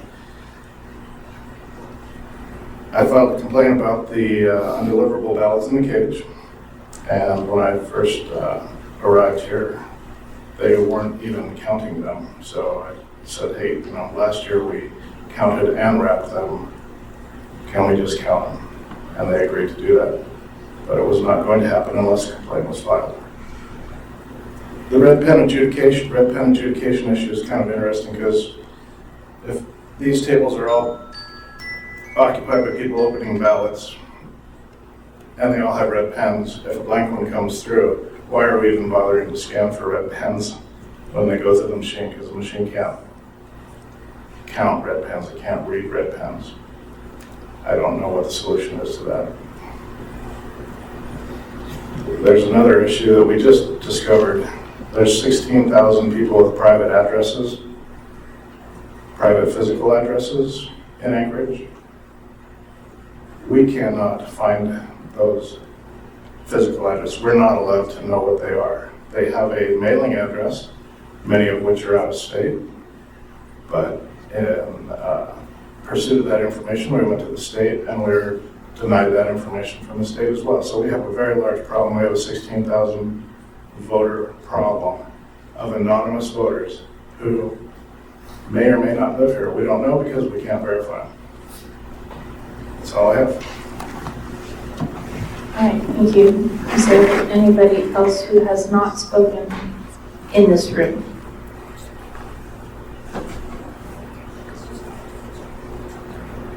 All right, hearing. Clarification, can she still speak for audience participation? Because she hasn't. Yes. We could limit it to just a few minutes. That would be So awesome. quick. First of all, thank you. Thank you very much for everyone being here. Sammy Graham. I'm an observer. And we know the work that goes into this because we're here every day. We volunteer every day. Other people are not volunteer, but they still are working hard. So my concern, I guess, would be that I would love somehow for the commission to address is partisanship or non-partisanship. And I know the code says that this is a non-partisan election, but because municipal code states that it's non-partisan, the clerk has not sought to balance the election workers. And that's challenging. In state elections, we balance teams so that there's always two people representing at a table, one from one party, one from another. In the MOA, the clerk works for the assembly, some of whom are candidates on this election who just voted that they can vote on anything that has to do with the election. The election administrator works for the clerk. She works for the assembly. The attorneys, we know there's 6 or 7 of them in the room that work for the assembly. The ombudsman works for the assembly, and we can't investigate, and he can't investigate the assembly. That every election worker works for the assembly. So it seems to me it would be good if we could balance that. And I don't think it's in charter, I think it's just in code, but I think it's something that needs to be explored. The liaisons work for the assembly. And the team lead opening and flattening, she works for the assembly and she touches every single ballot. She was a co-host for a fundraiser for a certain candidate. And she has an APOC list this long of who she donates to. Now she can touch every ballot, but as an observer, I can't. The team lead for scanning, she touches every ballot, goes into the machine. She definitely is of one party. She has an APOC list of who she donates to, so we can look that up. But she's allowed to touch every ballot or not. So it's just something that I want you to be aware of, and I want you to look at that nonpartisan, which it says in code. I know that. I understand that. We have to follow code. But does that make it right? Does it make it fair? Does it represent all people? So when you're in the room, when you're looking at the election workers, are they working for the people? Thanks. Thank you. All right, is there anybody else who has not spoken yet this evening in this room? Hearing none. We are done with 7 and on to 8, which is adjournment. Oh, no, sorry. We haven't adopted the whole purpose of us being here. We did. You've adopted, you just need to sign. Oh, we need to sign, okay. We sign after adjournment, we're gonna sign before adjournment. Let's do it before, please. All right, we're gonna sign.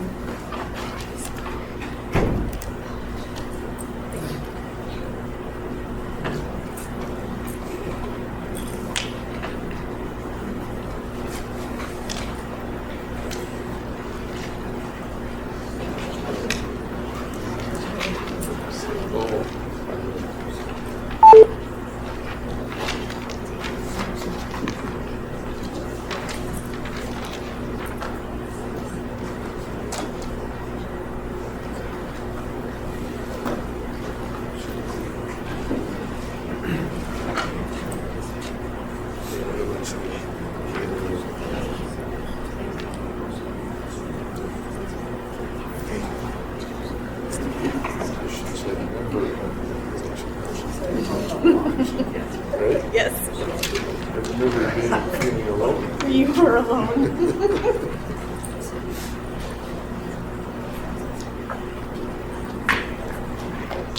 And just so everyone knows, we're gonna send this via DocuSign to Mr. Trevel, who was here and voted on this. So it will be provided to the assembly at the certification on Tuesday.